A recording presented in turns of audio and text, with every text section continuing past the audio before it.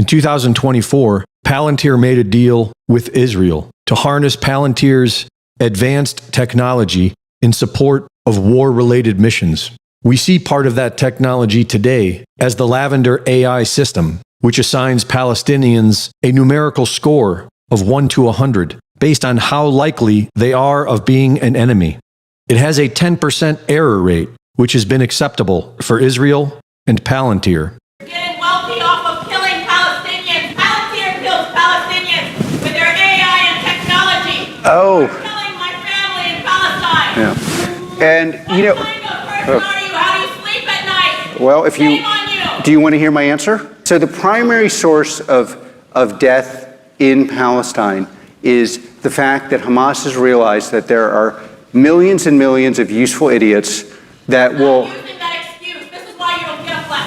How dare you, your AI and your technology from Palantir kills Palestinians? Mostly terrorists. So what do you think about the use of artificial intelligence, or Lavender, by the IDF in identifying Hamas targets?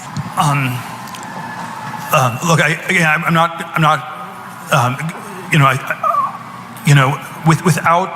Without going into all the I'm not on top of all the details of what's going on in Israel because my bias is to defer to Israel. It's not for us to second guess everything, and I believe that broadly the IDF gets to decide what it wants to do, and that they're broadly in the right. And along with the Lavender system, there is the Habsora AI system, which means the gospel, which is an AI tool created to address the human issue of running out of targets. Habsora generates up to 100 targets per day. Both these AI systems use Palantir's advanced surveillance technology to track every person's phone records, social media, and movement patterns. Palantir's tech is used by the U.S. military and local police departments. It is the premier tool for mass surveillance. When running for his first term, Trump was saying he would implement a biometric tracking system. We will finally complete the biometric entry-exit visa tracking system, which we need desperately. We will ensure that this system is in place. And I will tell you, it will be on land, it will be on sea, it will be in air. We will have a proper tracking system. Palantir co-founder Peter Thiel donated $1.25 million to that campaign, and he donated $15 million to J.D. Vance's 2022 Ohio Senate campaign. Palantir has significant ties to the CIA, starting in 2004 when the CIA's venture capital arm, In-Q-Tel, gave Palantir $2 million. Palantir's Gotham platform was developed by and for the CIA. Initially, the CIA was Palantir's sole customer for several years. Palantir is the CIA's surveillance tool. And now, Palantir is to create a system for the federal government that will monitor every American under an AI system, linking Social Security, the IRS, and immigration into one centralized system. It will be using its Gotham software, developed by the CIA, to track and condition human behavior. Most of yesterday's alternative media support this. For those who can still think clearly, this is as dystopian as it gets. But there are many fools who are content that the fascist society being put into place will not be woke. But don't be surprised if it comes with a carbon tax and an American version of a social credit system. Greg Reese reporting. For unique perspectives in Christian truth and one-of-a-kind Bible studies, please visit our website, truthhuntershow.com. Help us get around big tech censorship on YouTube, Facebook, and others by subscribing to our website. You can do so by entering your email address right here and click subscribe. Another option is click the subscribe button in the bottom right-hand corner, and you'll get a pop-up where you can enter your email address here and click subscribe. To support the work of the Truth Hunters, simply scroll down the page and you'll see ways that you can contribute by PayPal, Patreon, and Venmo. Thank you very much.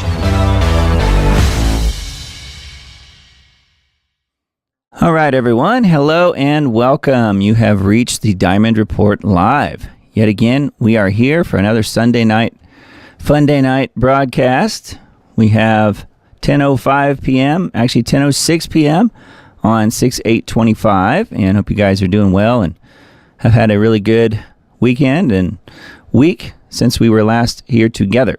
So thank you guys for being here. My name is Doug Diamond. I will be your host next little while. We'll see how much we can get through tonight. I've got quite a bit to look at like normal, although maybe not quite as much as we normally have. So I know we've been running really long lately, maybe 3 hours. And that's just really a lot of time to be expected from you guys. So I'll try and be careful with that, and we will look at everything that I've got pulled up, and then I'm sure other questions and stuff will come up in chat. Miss Susan says, how creepy is this? Worse than any sci-fi movie I've ever seen. Yeah, talking about the whole Palantir thing, and I thought the Reese report that we just watched was a really good explanation as to Palantir and where they're going with it, connecting everything, including your bank records and IRS and all that stuff. That sounds like massive, massive trouble to me.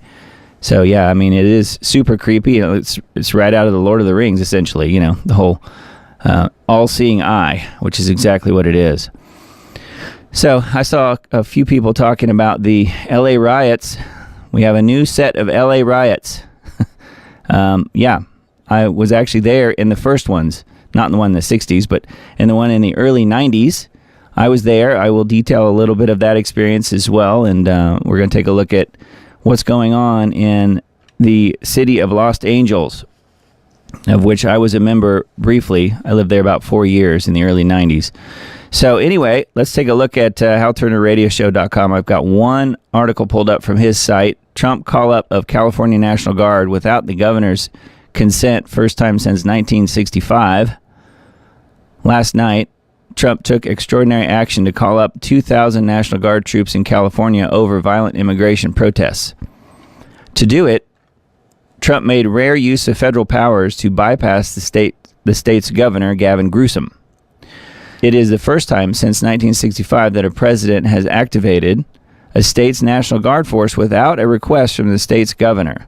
The last time was when President Lyndon Baines Johnson sent troops to Alabama to protect civil rights demonstrators in '65. Mr. Newsom, a Democrat, immediately rebuked the president's actions. Quote, that move is purposely inflammatory and will only escalate tensions, Newsom said. Newscum, as Trump calls him, adding that this is the wrong mission and it will erode public trust. Governors almost always control the deployment of National Guard troops in their states, but the directive signed by Mr. Trump cites 10 U.S. Code 12406, referring to a specific provision within Title 10 of the U.S. Code on Armed Services. Part of that provision allows the federal deployment of National Guard forces if, quote, there is a rebellion or danger of a rebellion against the authority of the government of the United States. It also states that the president may call into federal service members and units of the National Guard of any state in such numbers as he considers necessary to repel the invasion, suppress the rebellion, or execute the laws, which is where we are today. Mr. Trump's directive said, to the extent that protests or acts of violence directly inhibit the execution of the laws, they constitute a form of rebellion against the authority of the government of the United States. Trump's directive also authorized the Secretary of Defense to employ any other members of the regular armed forces as necessary. The regular armed forces as necessary to augment and support the protection of federal functions and property in any number determined appropriate in his discretion. Defense Secretary Pete Hegseth then posted on X that active duty Marines were on high alert at Camp Pendleton, about 100 miles south of LA, and could also be mobilized. The Democrats, the globalists, the deep staters, they want their civil war. They made movies about it. There was a movie just last year called Civil War. That's where this is going. I think it's pretty easy to see at this point. This is a burgeoning false flag, in my opinion. So this is something we're all going to have to talk about as much as possible, because the next step here is they're going to false flag some sort of situation with all of these protesters and people there supposedly supporting the illegals. They're calling them migrants, but of course they're not migrants. They're illegals. They're literally illegal citizens, non-citizens, and the fact that they're illegal non-citizens means that the folks in LA will support anything and everything they do. So I think the goal here would be for the deep staters, the people who are really running things, would be to false flag some sort of situation there and kill a bunch of protesters and blame it on Trump supporters, and then therefore get the civil war going. That seems to be where it's headed.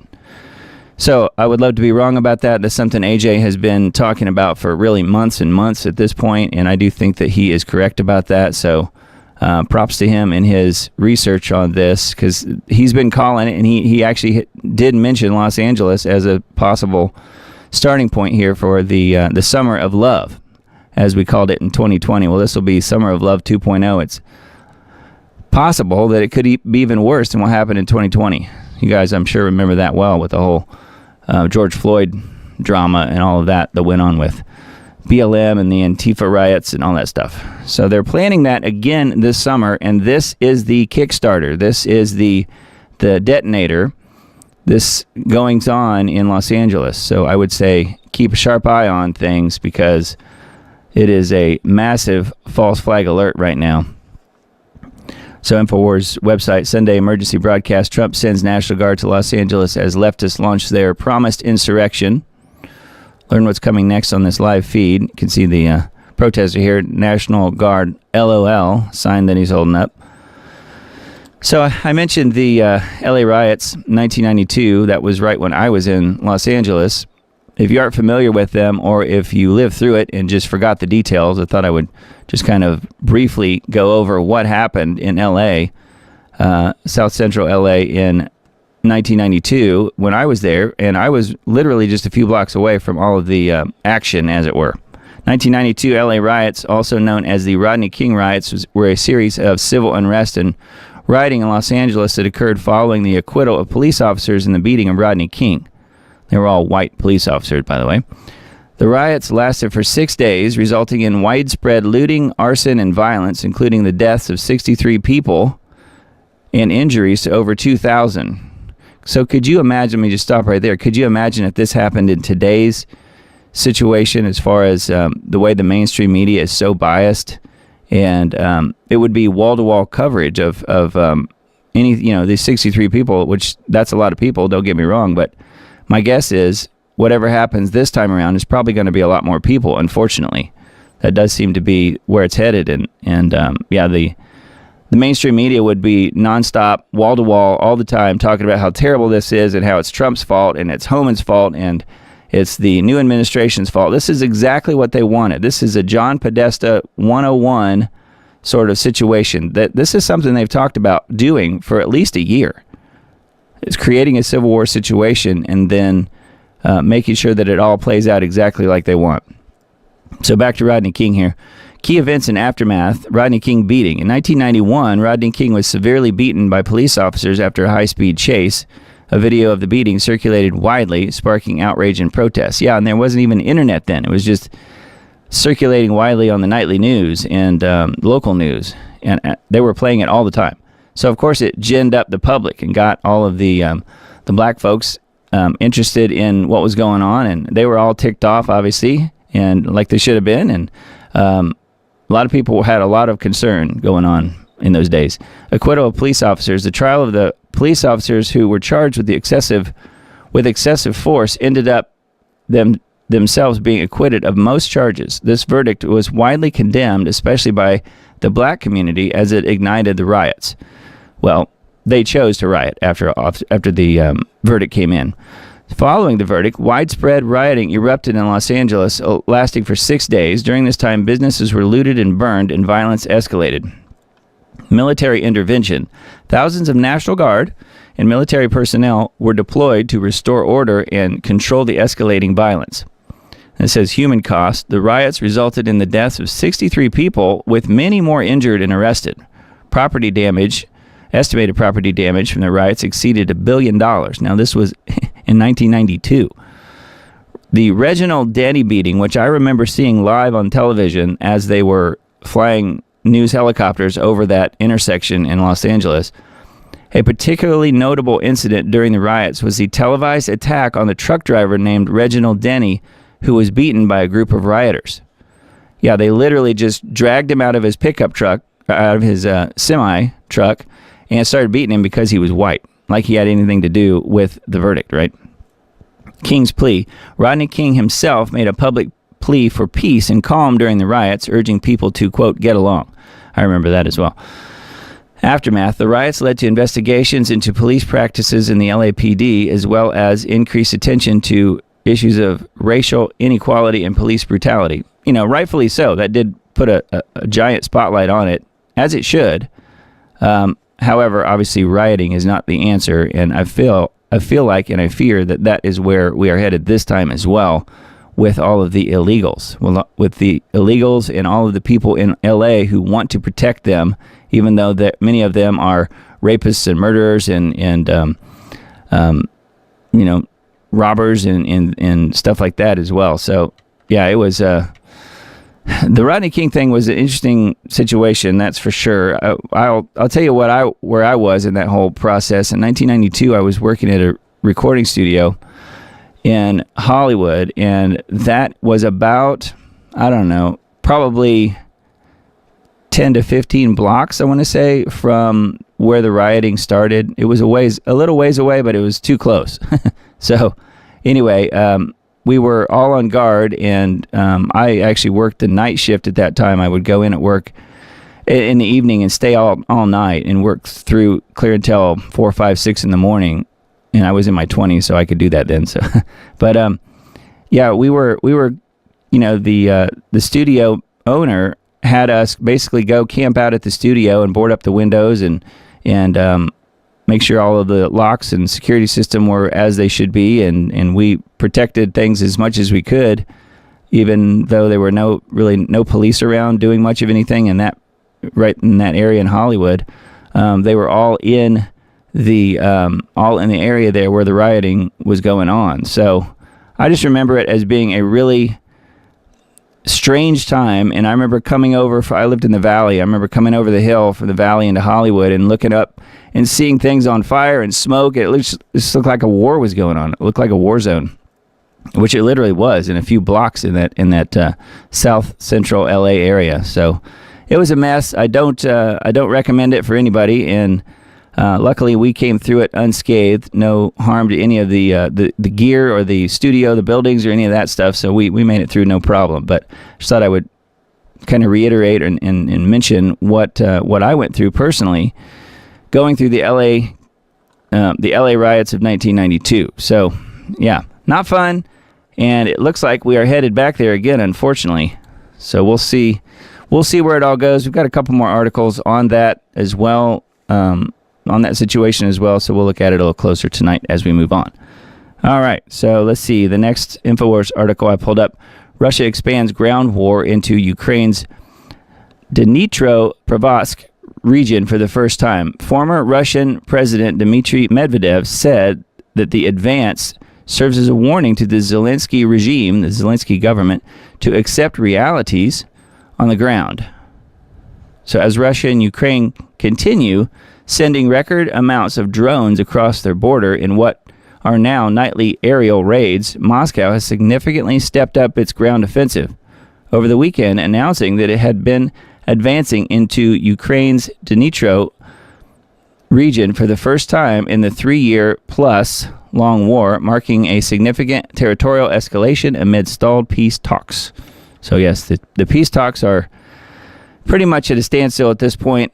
I think that they're getting their forever war here on this particular issue as far as what's happening in Ukraine and between them and Russia. So not looking too good, but obviously, Russia could step in at any point and do something major if they feel they have to, and I think they probably would if they are hit even harder than they have been lately, which we talked about that last week on the show last week. So not a lot of new information on the Russia and Ukraine situation, but know that InfoWars is doing a good doing a good job reporting on what's going on there. Usually Hal Turner's got a lot of info on that, and he's mentioned it a little bit on the radio show this week, but not a lot of new information. So anyway, feel free to have a look at that.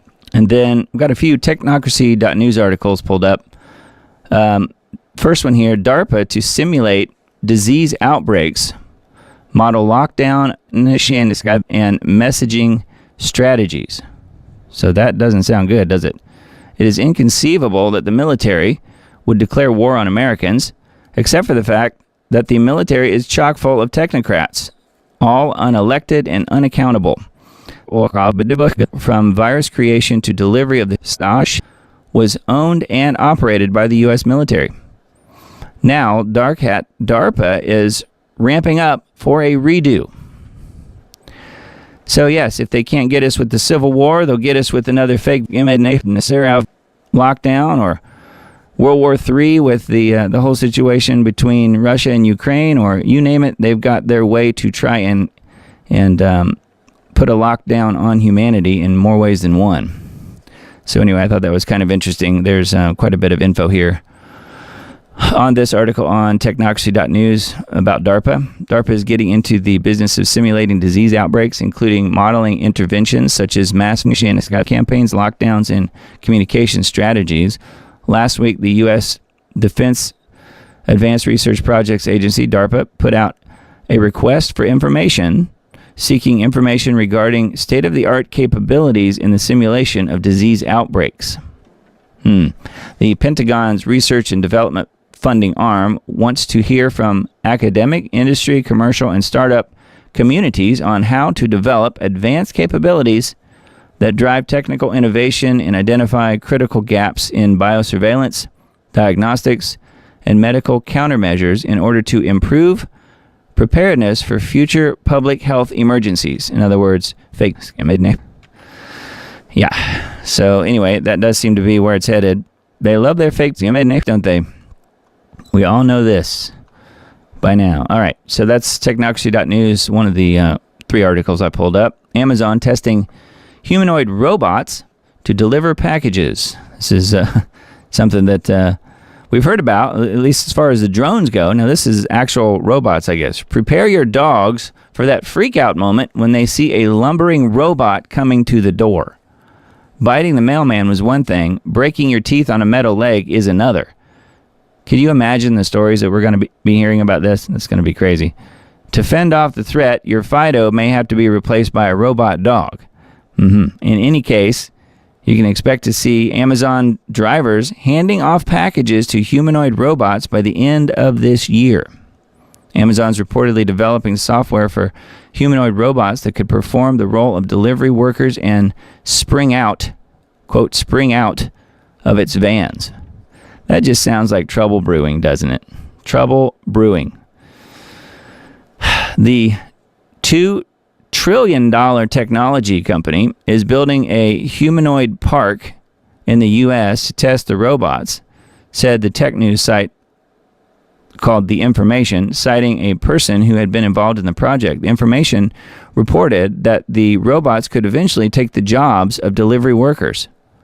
It is developing the artificial intelligence software that would power the robots, but will use hardware developed by other companies. The indoor obstacle course being used to test at the Amazon office in San Francisco is about the size of a coffee shop, the report said, with the company hoping the robots will be able to travel in Amazon's Rivian vans and make deliveries from them. Even with the human driver behind the wheel, a robot could theoretically speed up drop-off times by visiting one address while the human employee delivers to another. Amazon also has interest in self-driving vehicles through its Zoox unit, Z-O-O-X. And more on the self-driving vehicles in just a bit. I'll tell you a little bit of an interesting story as far as that goes a little bit later. We'll get to it near the end of the show. It's not a huge deal, but it's something I thought I would mention. All right, so anyways, Amazon and the robots, I guess, will be being deployed at the end of the year. So something to watch out for, at least in certain areas. I can't imagine that's going to go over very well, but who knows? I don't think people want to see robots roaming their neighborhood, do you? Whether it's delivering your stuff from Amazon or for any other reason, because it's only a step away from arming them, correct? Mark Andreessen says robots to be multi-trillion-dollar industry, the biggest in history. Of course, this is photographed here as the Tesla robot. Without AI, there would be no robots, period. Now the world will be flooded with robots, even outnumbering humans. I foresee an Independence Day in the future where humans rise up in mass and destroy each and every one. Andreessen says the only perpetual source of growth is technology, and that our descendants will live in the stars, but we are not utopians, he says. Billionaire venture capitalist Mark Andreessen predicts that humanoid robots will become the most lucrative market in history, which is exactly why Musk and his company are involved in it. Surpassing the internet's economic impact. In an interview with Palantir co-founder Joe Lonsdale at a forum hosted by the Ronald Reagan Presidential Foundation and Institute, Andreessen urged the U.S. to lead the development of robot factories, positioning the nation to drive what he called the next industrial revolution. You've likely seen Elon Musk's Tesla Optimus robot, Andreessen told the audience, referencing the humanoid robot being developed by Musk's electric vehicle company. These humanoid robots, this general-purpose robotics trend, will take off in the next decade and will happen at an enormous scale. So here's the video clip with that conversation from Mark Andreessen. So anyway, thought I would point that out. And I don't think we're here in 10 years personally, but yeah, I think it's a very interesting situation for sure, and we'll see where it goes. But obviously it's not going to take 10 years for Amazon and some of these others to be deploying robots into neighborhoods and other places. We already know this. So anyway, let's see here. Liberty Beacon article that I pulled up. This is the only one from that site tonight. New discovery that could finally take Fauci down. What was the new discovery? Do you know? Well, it was kind of leaked by Kash Patel on Joe Rogan's show the other night. Yeah, it was a phone, basically. The most explosive moment in the interview came when Patel shifted his focus to Dr. Anthony Fauci. This was a bombshell. After years of stonewalling, vanishing records, and unanswered questions, a major breakthrough had finally arrived.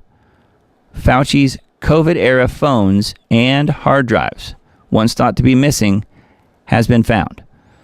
We just had a great breakthrough this week on Fauci, Patel revealed. FBI had been investigating the origins of COVID, but a key problem remained. Fauci's communications during the most pivotal months of the pandemic were nowhere to be found, and nobody had found it until 2 days ago. Isn't that convenient? Well, I don't know. We'll see if anything comes of this. Obviously, you know, it might get the old Epstein treatment where it's just forever filed on Pam Bondi's desk and never to be heard from or seen again. That's very possible. I don't know. But he's saying that COVID-era phones and hard drives have been found. So we'll see if that actually means anything. I have my doubts, as I'm sure you guys do too. Anyway, there's a lot here on this whole Rogan and Kash Patel interview, which some of that, there are clips embedded as well on this article. LibertyBeacon.com, the Liberty Beacon. It's a good site. And then, let's see, Revolver got an article pulled up here on the whole chaos in L.A., rioting and disorder. Tom Homan took to the airwaves to claim President Trump will send out National Guard tonight to respond to the violent riots by hordes of Mexican nationals and Antifa saboteurs. And then here's some of that as far as the video clips and embedded clips here from Tom Homan, I guess on Fox News. In recent days, violent mobs have attacked ICE officers and federal law enforcement agents carrying out basic deportation operations in LA. These operations are essential to halting and reversing the invasion of illegal criminals into the U.S. In the wake of this violence, California's feckless Democrat leaders have completely abdicated their responsibility to protect their citizens. That's why President Trump has signed a presidential memorandum deploying 2,000 National Guardsmen to address the lawlessness that has been allowed to fester. The Trump administration has a zero-tolerance policy for criminal behavior and violence, especially when that violence is aimed at law enforcement officers trying to do their jobs. These criminals will be arrested and swiftly brought to justice. The commander-in-chief will ensure the laws of the U.S. are executed fully and completely. They are aware, I think, of where this potential false flag lies, where this could really go wrong, and I hope they're checking all of the garages and checking for truck bombs and things like that could take out a lot of people, because I have a really bad feeling about this. I hope I'm wrong, but yeah, they're probably going to false flag this to blame Trump supporters, to blame Homan, to blame Trump himself, obviously, and to get their civil war started. Mad Maxine Waters has been out there recently in her James Brown wig, like always, basically saying that this is all Trump's fault, and we have to, basically support all of the rioters, essentially, is what she's saying. So she's essentially calling for violence. So I think they're probably going to give her what she's asking for, unfortunately. Anyway, there's quite a bit here, actually, on this article on revolver.news. So, and we'll link to this article and all of them that I talk about tonight on the Substack that I send out on Tuesday. So make sure you're on that list. It's in the upper right corner up there, diamonddisc.substack.com. So yeah, the riot will be an interesting one to see where it goes. Musk's major allegation against Trump disappears from social media.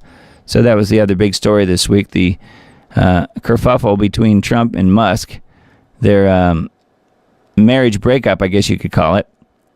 Some people say that it was just an act and none of it was real. I personally think it was real, and one of the ways you can tell that it was is that he has basically kind of caved in, Musk has, and deleted his tweets. And why would he have done that to begin with if it was all an act? And this guy's really high IQ, obviously, and on the spectrum, as we say. So I think that he probably did mean exactly what he said in those tweets. I'm sure many of you guys saw him. Amid President Trump and Elon Musk's bitter online war of words, key posts have been deleted from social media. The most divisive posts from Musk allege that Trump is listed in the files related to the late financier and sex offender Jeffrey Epstein, and that this is why they have not been fully released to the public. He did not provide any evidence pertaining to this. Musk made that allegation on Thursday on X. But as of early Saturday morning, Musk's Epstein-related post was no longer showing when X users instead received a notice saying, sorry, this post has been deleted. And that is not the only post of Musk's that has been deleted.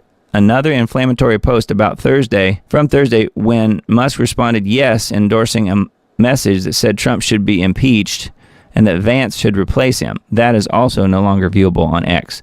So yeah, it was quite the war of words. I don't know if you guys saw much about that. It was like, two girls in a fight almost, one of those things.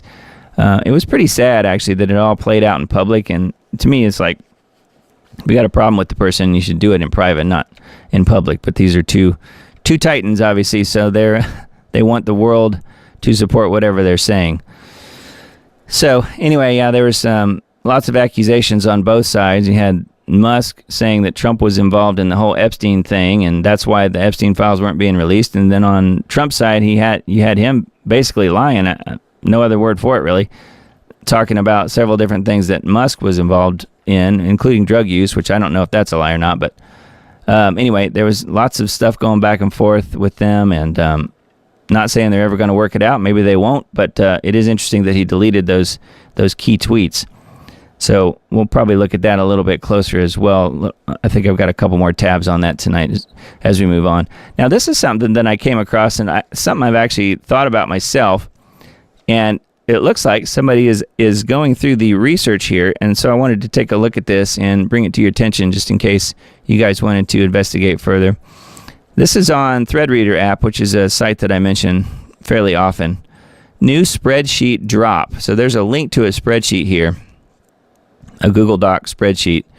Where was Biden when he signed all of those executive orders? The auto pin ones. I've wondered that myself. This person says, I've compiled a comprehensive spreadsheet tracking Biden's physical location on 1,000 plus exact dates of executive order and pardons from his presidency for the purpose of investigating auto pin use. So how about that as a premise? So where was Biden when when the signatures were supposed to happen, thus proving if he wasn't in the office, then it had to be the auto pen that did it. If he was out of the office, which he was out of the office. He was on vacation like 40% of his presidency, something like that. I don't know, it was a lot.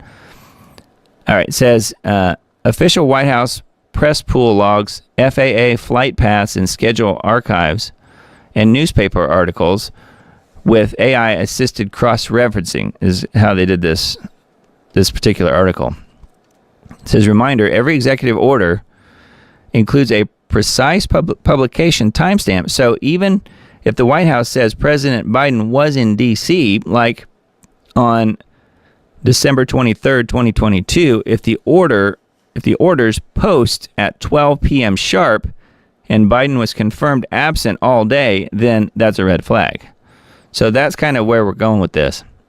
All data points are verifiable, time zone normalized, double-checked against primary source logs where available. So this is fairly comprehensive research here.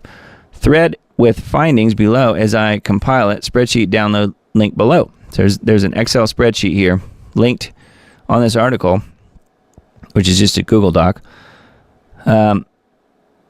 A memo approving $63 million in aid to Ukraine was published at 6:30 a.m. Eastern Time on December 3rd, 2024. But here's the problem. White House press pool shows Biden in Luanda, Angola from 4 a.m. to 4 p.m. So he wasn't even there. So, man, are the Democrats sloppy or what? The memo isn't mentioned once, not during his high-profile palace meetings, not at the museum, not in the remarks, not in the staff briefings. Luanda is 6 hours ahead of D.C., meaning the memo posted 12:30 p.m. local time while Biden was in an official motorcade or standing next to Angola's president. The White House claims Biden signed the memo, but how exactly? Oh, gee, I know. Ask me. That would be with an auto pen. That's how. So anyway, there's more about that specific story. Here's another one. For instance, here's Joe's executive order advancing DEI. From July 17th, 2024, when he was sick with COVID-19 in Las Vegas and had a medical emergency. The signature is identical across the executive orders. It was reported that Hunter Biden was the only pardon not signed by an auto pen. That's probably true, actually.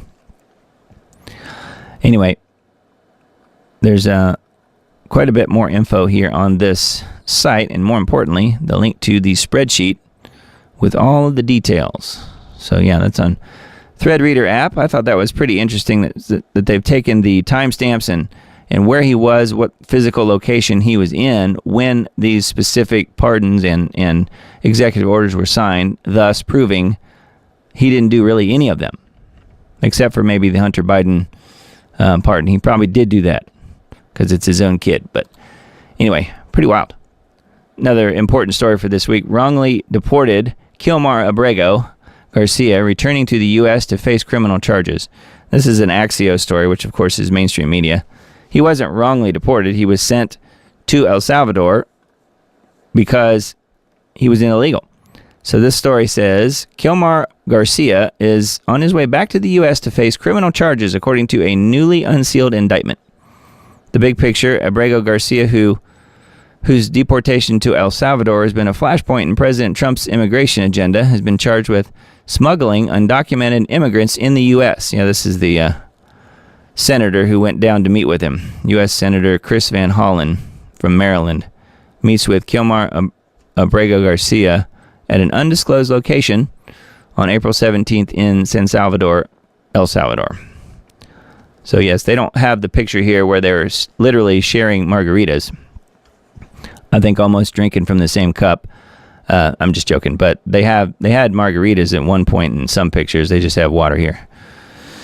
The indictment alleged that Abrego Garcia, who lives in Maryland, illegally, I might add, made more than 100 trips transporting undocumented immigrants between Texas and Maryland, among other states. So he was one of the drivers. According to Pam Bondi, citing co-conspirators' testimony, Garcia, who also allegedly abused undocumented immigrant women and solicited nude photographs and videos from a minor. So he was a real winner, huh? The latest, Trump told NBC News' Kristen Welker on Saturday that it wasn't his decision to bring Garcia back. Department of Justice decided to do it that way, and that's fine, he said. Should be a very easy case. So Garcia is coming back, but to face the music, as it were. Well, we'll see what happens, huh? Pretty interesting. And then this one, I thought this was worth mentioning as well. Came across it earlier today. Strict rules are supposed to ensure that no organ retrieval begins before death or causes it. This is about organ harvesting, basically. You want to call it that. You could call it transplants. But this specific tweet here says, 4 years ago, an unconscious Kentucky man began to awaken as he was about to be removed from life support so his organs could be donated. Even though the man cried, pulled his legs to his chest, and shook his head, officials still tried to move forward. Now, a federal investigation has found that officials at the nonprofit in charge of coordinating organ donations in Kentucky ignored signs of growing alertness, not only in that patient, but also in dozens of other potential donors. That is what they do, my friends. That's why you should never, ever sign those organ donation cards on the back of your driver's license. Don't ever sign those, because that right there is a reason to let you die in the hospital. But the little known fact is, when they take an organ from you, if your family or whoever has agreed to give your organs to someone, you have to be living when they take them. That's the way it works. That's why organ harvesting in China is such a big deal. They take the people in China who have really good health, probably really healthy organs, and they put them in prison until they have the blood type match against the people who need the organs, who are willing to pay for it, and they literally take the organs from the people while they're living. That's how it works.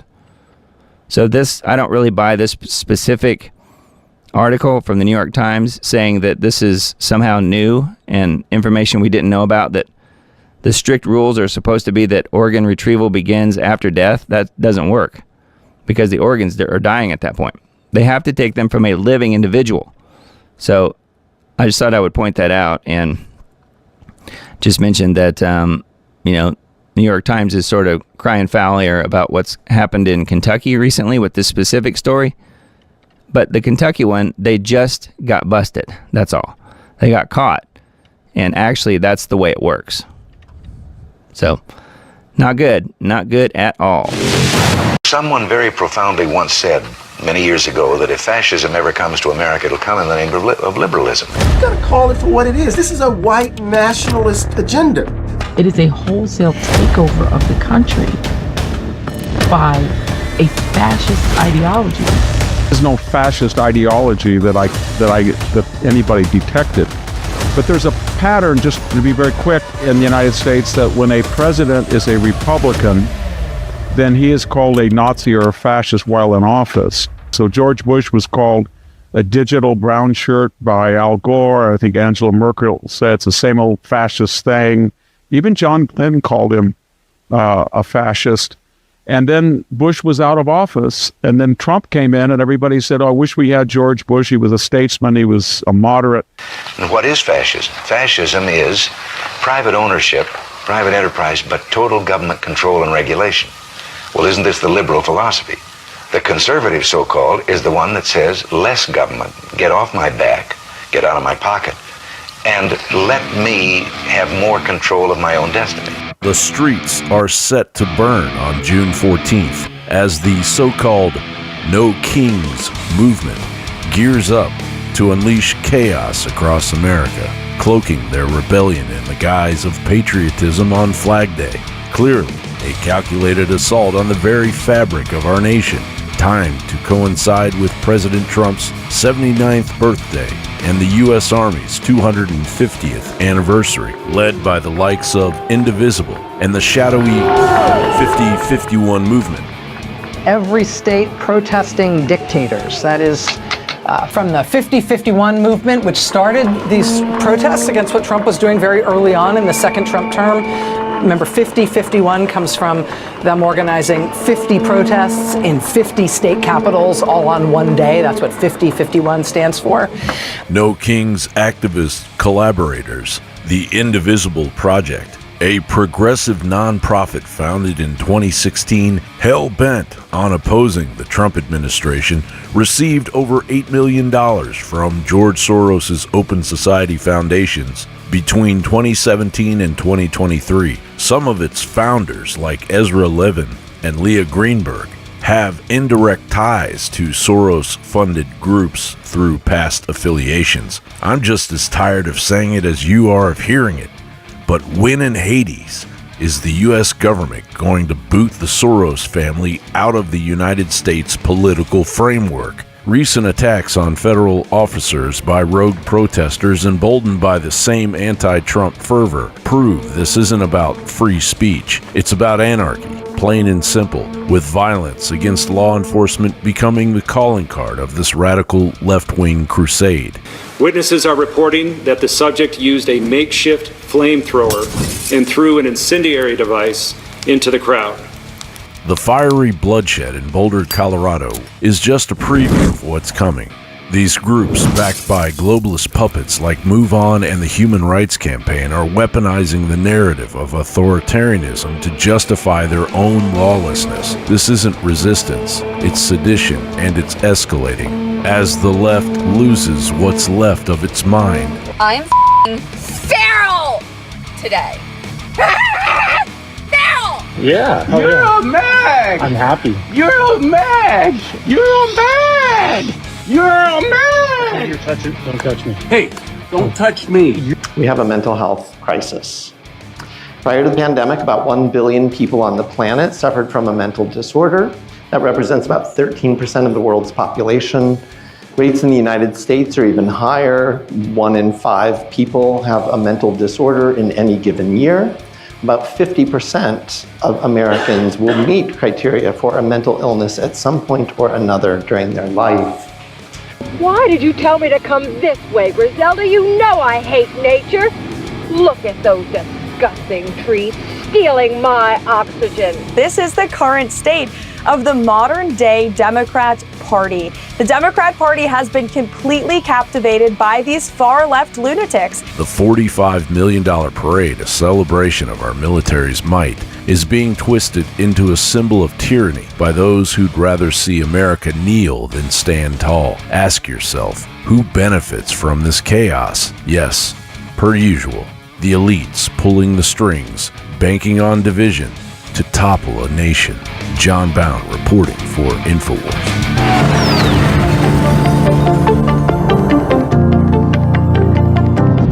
How about that movie clip that was in that video? I thought that was pretty interesting, where the woman's like, all of these disgusting trees sucking up all of my oxygen. No, lady, that is not what trees do. I thought that was pretty funny. And the other part there that he mentioned, that John Bound mentioned in the report, was the 50-501, which is short for 50 protests, 50 states, and one movement. And of course, as the good Van Halen fan that I am, of course, I thought of 5150. So it's not 50-501, it's 5150. You know what 5150 is, don't you? 5150 is the number of the section of the Welfare and Institutions Code which allows an adult who is experiencing a mental health crisis to be involuntarily detained for a 72-hour psychiatric hospitalization when evaluated to be a danger to others or to himself or to herself or gravely disabled. I think that fits really, really well with these crazy leftists, don't you? 5150, not 50-501. Yeah, Emily says, I thought 5150. Super fitting. Yeah, that's exactly what it means. And you probably heard Sammy Hagar explain it back in about 1986 when they were on tour. I don't know. I know I did. I saw them. So yeah, 5150 tour was great. Van Halen. ICE arrests record number of immigrants in a single day, including hundreds at scheduled appointments. So this has been one of the things that's been kind of, I guess you could say, haunting the Trump administration to some degree, just because there are 20 to 40 million illegals in this country, and they're having trouble finding them all, obviously, because they have,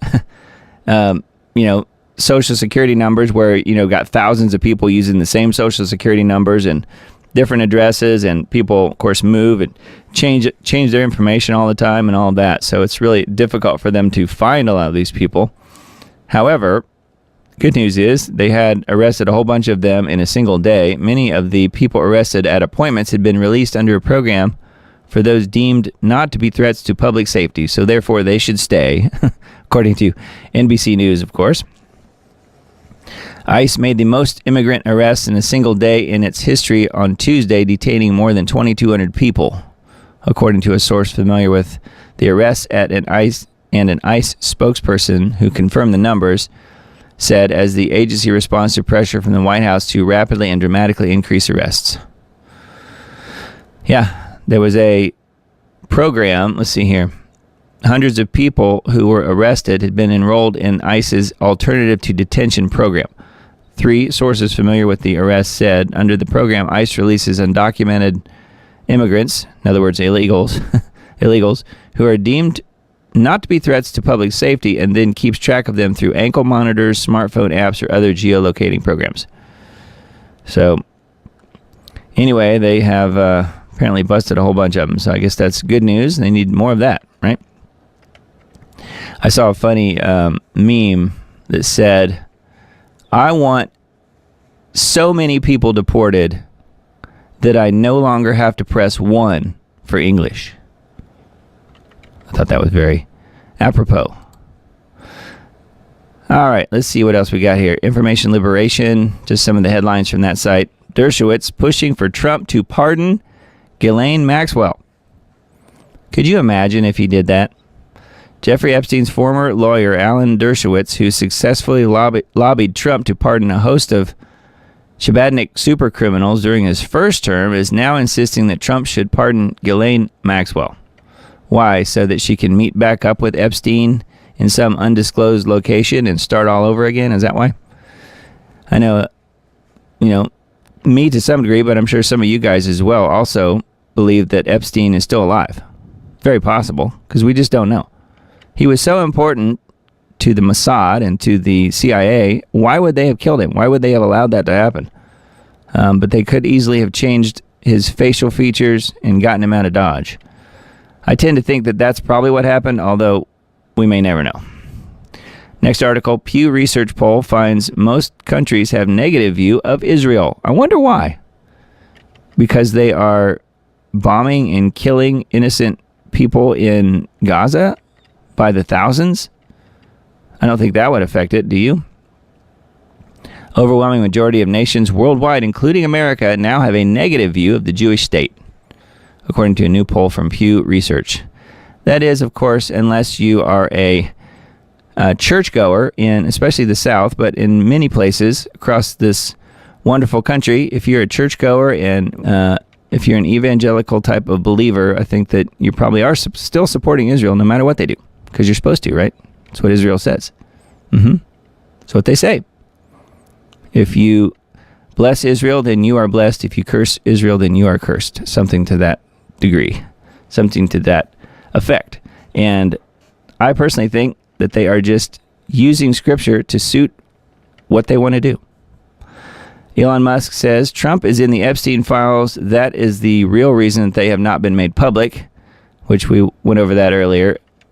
The thing I didn't mention was that Epstein's defense attorney for quite a few years, just the other day, came out and said, no, Trump was not. He saw all of the information and that Trump was not ever part of the Epstein files, and Trump was never associated, other than riding on the plane with him that one time where I guess apparently Trump's plane was in the shop, as it were, and he and his wife at that time, maybe Marla Maples, I'm not sure which wife it would have been, took a ride from New York to Florida on Epstein's plane, and that is where you get all the pictures of Trump with Epstein. I don't know if it's true. I'm just saying that's what I've heard, and that he had no interest in being with little kids. He only wanted women, actual adult women. So I don't know. I'm just saying what I heard. And now the next article here, Palantir executive, pro-Palestine protesters are a domestic terrorist movement. In an interview with Fox Business on Monday, Palantir executive Mike Gallagher, boy, there sure are a lot of Palantir executives making the rounds, aren't there? Suggested that pro-Palestine protesters are a domestic terrorist movement which the state must use all legal mechanisms to shut down. Shut down their speech, I guess, is what they're saying. I don't know. And then the next one here, ADL CEO Jonathan Greenblatt demands anti-Zionists be banned off social media once and for all. So if you say anything at all where you're disagreeing with anything Israel says, you, my friend, are an anti-Zionist, an anti-Semite, and you deserve to be banned from all social media. Not just the one that you're speaking on, but all social media. Once and for all, according to Jonathan Greenblatt of the ADL, which should not be the Anti-Defamation League. They should just be the Defamation League, because that's what they do. They defame people. All right, and then a couple articles on WNG.org. First one here, Musk threatens to decommission spacecraft during feud with Trump. So this was part of the argument, I guess, back and forth on social media the other day. He posted on a now deleted post on X, threatened to order his company to immediately begin decommissioning the Dragon spacecraft. He made the decisions as a response to Trump's Thursday suggestion that the U.S. government could save money by cutting government contracts to Musk's companies, he said. Musk seemingly reversed course on the decommissioning hours later at the request of a random social media user who asked him to take time off and to cool off. The Dragon spacecraft was scheduled for a June 10th mission to deliver crew members to the International Space Station. It's unclear if that mission will go forward.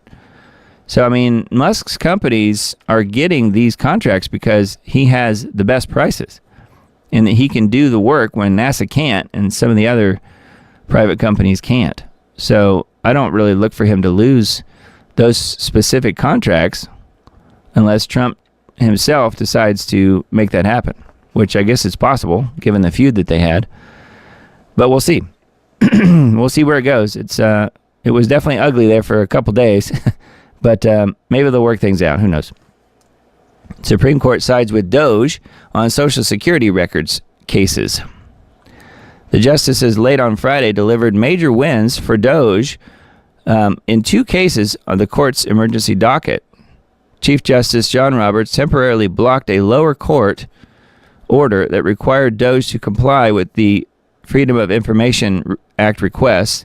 The left-leaning watchdog group Citizens for Responsibility and Ethics in Washington sued the group, alleging that it was not complying with federal records laws.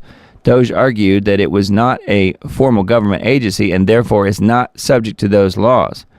Roberts sided with Doge, but returned the case to a lower court to narrow the discovery order. So anyway, that is kind of interesting about Doge actually winning something with the Supreme Court. I mean, who'd have thought? A little surprising to me. And then a few articles on RT. Trump orders feds to liberate Los Angeles. The California governor has pushed back against U.S. president's move to suppress pro-immigrant riots in his state. Pro-immigrant riots. It's not pro-immigrants. It's pro-illegals. They're not immigrants. They're illegals. Let's see. Trump has directed top federal officials to take all such action necessary to end days of violent unrest in Los Angeles. So again, more with the LA riots 2.0. And, false flag alert, right? False flag alert. I feel like I should turn on the big siren. Is it time for the big siren? You guys probably haven't seen the big siren. You want to see it? Here it is. False flag alert. False flag alert. Yes, we have to be ready for the potential here of a false flag happening in Los Angeles where they decide to mow down a bunch of illegal supporters and blame Trump and Trump supporters, because that seems to be where it's headed. So that is something to keep an eye on for sure. And then this one as well, Musk deletes Trump and Epstein post, which we mentioned that earlier. So that one is a RT article. I thought this one was kind of interesting. Musk's father urges him to admit defeat. His son must make sure his rift with Trump ends immediately, according to Errol Musk. So Elon's dad. Said Errol Musk has said that his son, Elon, will end up losing his conflict with Trump, who has an overwhelming support of the American people. The clash between the two former allies over Trump's big and beautiful tax and spending bill escalated into a series of jabs on social media on Thursday. I'd say it was a knockdown dragout. It wasn't a series of jabs. Musk, who stepped down as the head of the Doge last week, but that was because his time had already run out. That was already planned when he went into it. I'm just sort of adding that little sidebar. Accused President Trump of ingratitude, supported the idea of impeaching him, and threatened to paralyze the U.S. space program by decommissioning the Dragon spacecraft. Trump, for his part, said that the tech billionaire had gone crazy and claimed that Musk was actually upset because he took away his EV mandate. So that was another sort of falsehood, if you ask me, that Elon's been saying for a long time that the EV mandate was not something he was interested in. So that's just not true. So anyways, the back and forth with Trump and Musk. So quite the buzz this week. Ukraine's most reckless attack, was NATO behind it? I would say that's a big yes, wouldn't you? The logistics, timing, and technology behind the attack raise bigger questions about who was really involved. While Western headlines celebrated Operation Spider's Web as a daring feat of Ukrainian ingenuity, I think it was anything but, personally. A closer look reveals something far more calculated and far less Ukrainian. This wasn't just a strike on Russia's airfields, it was a test, one that blended high-tech sabotage, covert infiltration, and satellite-guided timing with the kind of precision that only the world's most advanced intelligence networks can deliver. And it begs the question, who was really pulling the strings? I'm guessing it was probably the same people that blew up the Nord Stream, don't you? Just a guess. Let's be honest, Ukraine's main directorate of intelligence didn't act alone. It couldn't have. So anyway, it goes on to talk about the EU and NATO and the US, of course. So I think it's probably all the above. I don't know. Anyway, that one is on RT. And then Daily Mail article. Trump explodes on two incompetent LA insiders responsible for the pro-migrant riots and announces a major crackdown on tactic used by protesters to escape capture. This is a Daily Mail article. It says President Trump has exploded on two incompetent LA leaders who he said are responsible for the raging pro-migrant, or you could say pro-illegal, riots in California. I'm always constantly correcting what the mainstream media has put in print here. On Saturday, Hegseth warned that active duty Marines were on high alert as roving mobs of violent thugs created havoc on the streets of LA. Hegseth made the bold threat after President Trump ordered 2,000 National Guard troops to descend on the city in an effort to quell days-long chaos amid ICE raids targeting illegal migrants. So anyway, that is it's an article and video with some other pictures and stuff with some of the crazy stuff going on in Los Angeles at the moment, including some posts from Trump himself.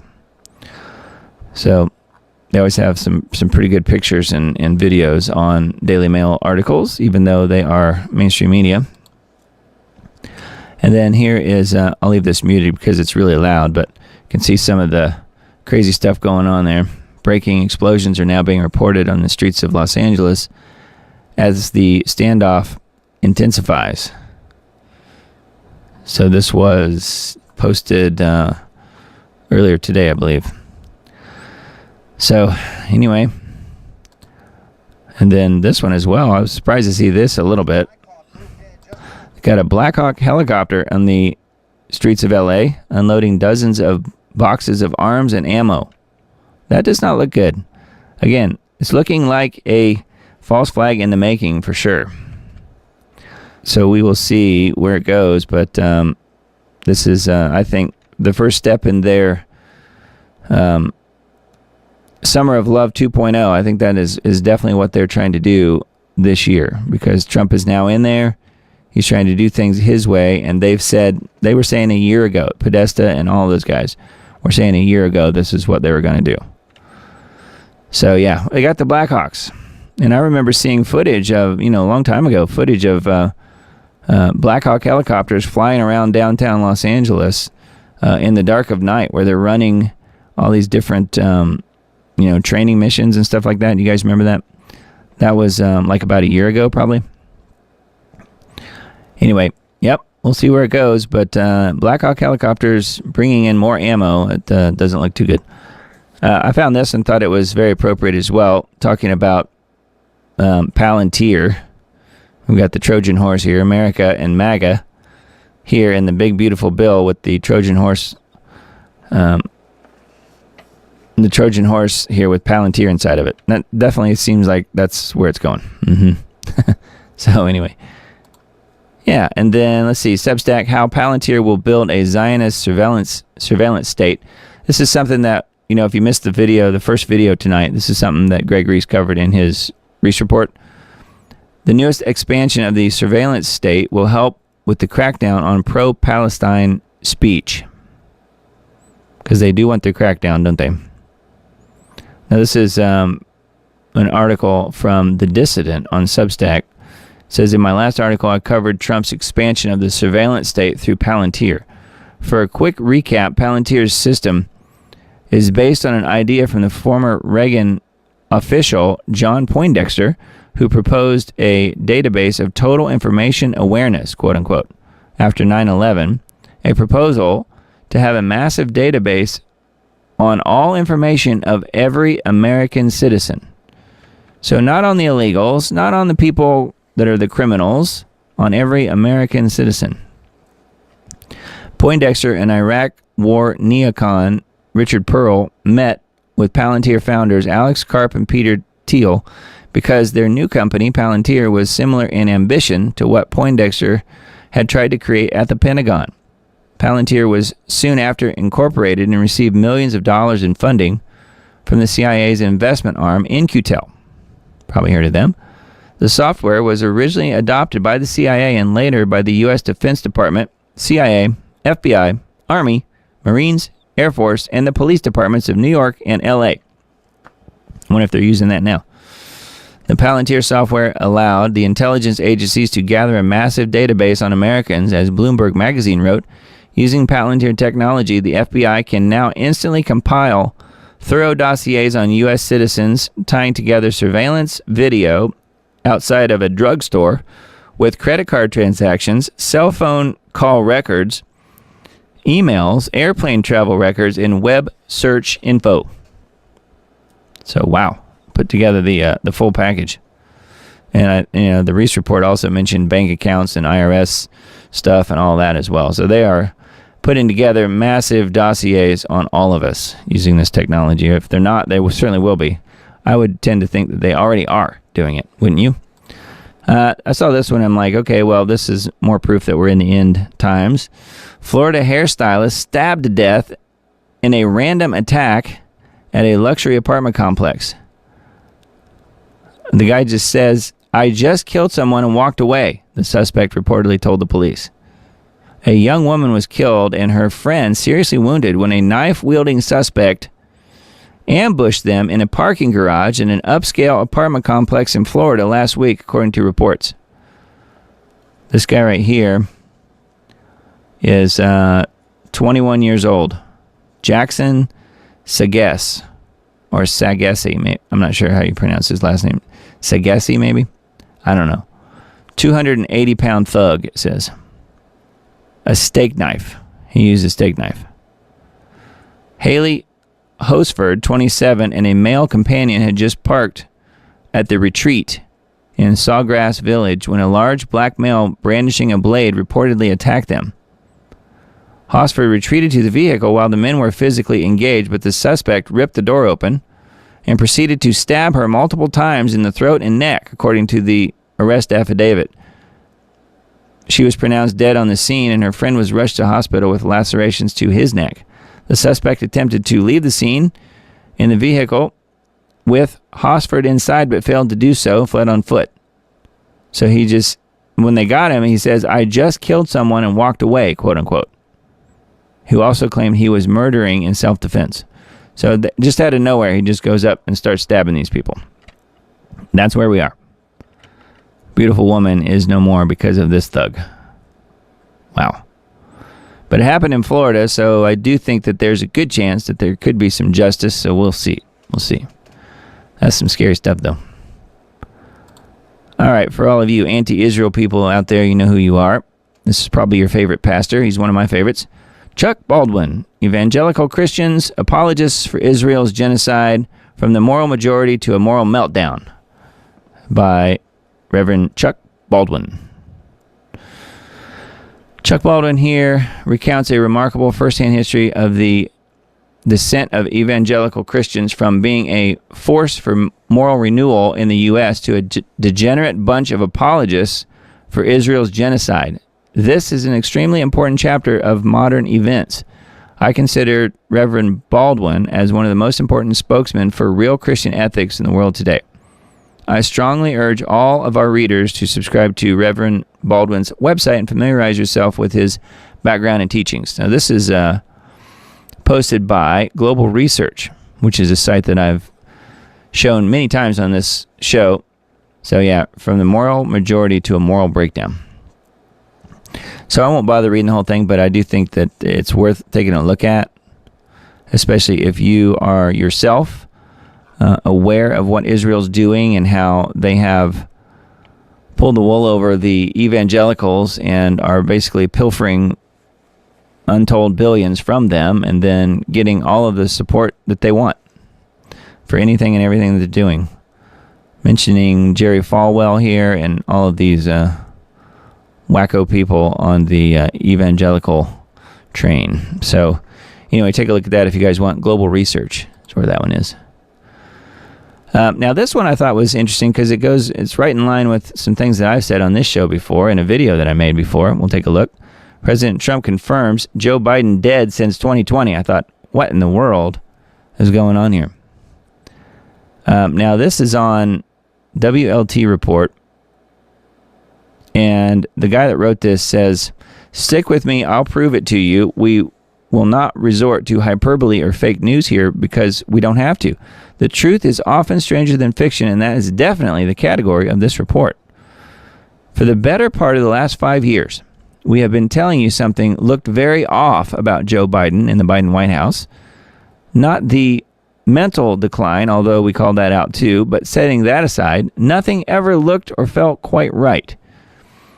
There were signs all along the way, literally from the very beginning. Remember when Joe and Jill couldn't even get into the White House? Absolutely unprecedented in our 250-year history. Video shows Biden locked out of the White House after firing Trump's butler. I did not remember that, but it's pretty funny. Almost as if the world was being told that they were not legitimate occupants, or how about this one? Instead of the 4-cannon, 21-gun presidential inauguration ceremony all other presidents have received, do you remember when Joe Biden got a 3-cannon military funeral service in 2020? Joe Biden got a 3-cannon military service funeral in 2020. Okay. Video found. Fake Biden inauguration military funeral, ? So here is the link to the video. Or how about the obvious green screens we witnessed numerous times? Remember when Biden's hand went right through the reporter's mic, right here. And the fake White House sets that they built for Joe to replicate the White House, which we've all seen that, where he's been sitting at a little desk and, you know, they zoom the camera out or pan around or whatever, and you see this huge like warehouse area where they have the fake White House set. You guys remember that? I've shown that before on this show. Was he never in it the entire 4 years? Then you have President Trump constantly referring to central casting when talking about Joe Biden and the Biden regime and the fake TV generals. Central casting, as Trump says. Even MSNBC once slipped up and called it a 5 to 6 year show. I wasn't familiar with that. There were constant and extremely strange tips along the way. The Mask, final proof we're all just watching a movie, ? This one jammed about 10 plus obvious Easter eggs into one photo. So all these different hats and shirts and the cube poster thing over here, all of that. Anyone who was even paying half attention started to notice. Then there were the obvious physical abnormalities. One day, Joe Biden would be so frail he could barely walk. And then other days, he'd be jogging quickly. Other times, he seemed to gain or lose many inches of height from one day to the next, which is quite strange. Yeah, here's Rogan talking about Joe Biden. He got a lot taller. Yeah, he's like 6'5" in this video. See, here's Jill back here, and look how much taller he is in this video. I think that's the one where he went out to the Rose Garden and was speaking, and pretty clearly it was not him.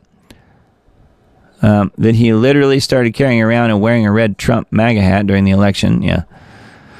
So anyway, there's quite a few examples here, and several things embedded in this particular article, which brings me to this video, which is one that I made 3 years ago, I guess. And I'll turn the audio off just because it's only music playing, but this is something that I came up with. Just put them side by side. You got the 2021 Biden that we're all used to seeing, but on the left part of the screen here is the 2008 version of Joe Biden at the VP debate where he's debating Sarah Palin. So this is the 2008 Joe Biden versus the 2021 Joe Biden. Which one is it? Look at the earlobes. Look at the jaw. Look at the hairline. Look at everything. He's got more hair now in 2020, well, in this 2021 video than he did in 2008. Different guy. I'm telling you, it's a different guy. So did the guy in 2008 actually pass away? And then we were left with this actor? I mean, I don't know. Seems very plausible to me when they have somebody that they want to put in power, whether it's vice president or eventually president or both. I don't know. Pretty odd. All right, so here's a couple of kind of high-tech articles I found. I thought that was interesting and worth mentioning too. Scientists develop infrared contacts that enable sci-fi style night vision even with eyes closed. I mean, that's not creepy or anything, is it? No, not at all. Scientists have developed an innovative new night vision technology that converts near-infrared light to visible light using special contact lenses. In recent tests involving mice and humans, how did they get those tiny little contact lenses on mice eyeballs? I don't know. These newly developed lenses successfully demonstrated the ability to allow mice to see both visible and near-infrared light without relying on any outside power source. The new technology is reminiscent of the visual systems depicted in popular sci-fi films like the Predator franchise. Wow. Designed by neuroscientists and materials scientists, the contact lenses use engineered nanoparticles that absorb near-infrared light, which is from 800 to 1600 nanometers long, and convert it to visible wavelengths, which is 400 to 700 nanometers. This allows the wearer to see flickering infrared signals and distinguish directional light. Our research opens up the potential for non-invasive wearable devices to give people supervision. This is being developed University of Science and Technology of China, of course. So yeah, I mean, this is coming out in the press, in the news now. Imagine what they actually have that they've been using for probably decades. Predator-style night vision in real life. So yeah, contact lenses that allow you to see at night. Literally. Infrared. Wow. Crazy stuff. That's on thedebrief.org. And then this one as well, also from Asia. This one from Japan. Japanese scientists create artificial blood that works for all blood types. I wonder if it has the spike proteins in it. Well, let's find out. Tokyo, a team of Japanese scientists has developed a new kind of artificial blood that can be safely used in patients of any blood type. Wouldn't you want some in your body? This discovery could be a major breakthrough in emergency care, battlefield medicine, and areas without access to proper medical facilities. The new artificial blood is made using lab-grown red blood cells and platelets, which are wrapped in tiny synthetic bubbles. These bubbles help the artificial blood to do the same jobs as real blood, like carrying oxygen and helping wounds clot. One of the biggest advantages is that it can be stored at room temperature for more than a year. Traditional blood usually needs cold storage and has a shorter shelf life. This means hospitals, ambulances, field clinics can keep this artificial blood on hand without worrying about blood type matching or refrigeration. Could be used to save lives in car crashes, natural disasters, blah, blah, blah. So anyway, there's something else to worry about, I guess. So it's gotten to the point yet again where it's just not safe to be run over by a car. Believe me, I know it's happened to me. Experts believe that once it's approved for wider use, this new artificial blood could help millions of patients around the world. It not only simplifies the process, but also reduces the risk of complications from mismatched transfusions. So you have that. That's a plus, probably. Yeah, I'll give you that. It's probably a plus. But what in the world is in it? And does it change your own DNA? That's what I want to know. Anyway, leave it to the Japanese. So that is on the Brew News. The Brew News. Never heard of it. Anyway, very interesting. So this one I found also, Elon Musk's dad, Errol, claims that he knows the answer on what caused Elon's feud with Trump. And I'm trying to think who he looks like. He looks like, what's his name? The computer guy that died. McAfee. John McAfee, doesn't he? I think. But I don't think it's John McAfee, reborn as Elon Musk's dad. I don't think so. But anyway, here's what Errol Musk says. Elon Musk has PTSD from the White House and believes that he made a mistake by helping get Donald Trump reelected. His father has claimed amid an explosive feud between the two of the world's most powerful billionaires. So Elon's dad claims that Elon is suffering from PTSD because he made the mistake of helping Trump get reelected. So there you go. That's what John McAfee's brother from another mother says. Anyway, very strange. I don't know. Not sure if that's true or not. I'm just reporting the news here. And then a couple more articles from the same site. This is one that I did not hear about, although apparently it wasn't very far from here. Breaking. Earlier today, plane crashes in Tennessee with 20 passengers on board. In recent years, more and more planes have been crashing in the United States. Yes, and it's a weekly thing that we report on this show. We have plane crashes literally every single week on here, pretty much. Unfortunately, that trend has continued after a plane crashed in Tennessee. According to Tennessee authorities, the plane took off from the Tullahoma Regional Airport, crashed with 20 passengers on board. I've been by there. I know where the signs are. I've not actually seen the airport, but a plane with several people on board, meaning 20, crashed in Coffee County, Tennessee, about 60 miles south of Nashville, according to the Tennessee Highway Patrol. Initial reports suggest 16 to 20 people were on board. Some have been airlifted to nearby hospitals. So anyway, yeah, let's hope that these people made it, but that does not sound good. Scenes of the crash says happening now. Coffee County, Tennessee Highway Patrol troopers are assisting the police department at the scene of a plane crash. Initial reports suggest 16 to 20 people were on board. Skydiving plane carrying at least 16 passengers. That's what it was. It was a skydiving plane.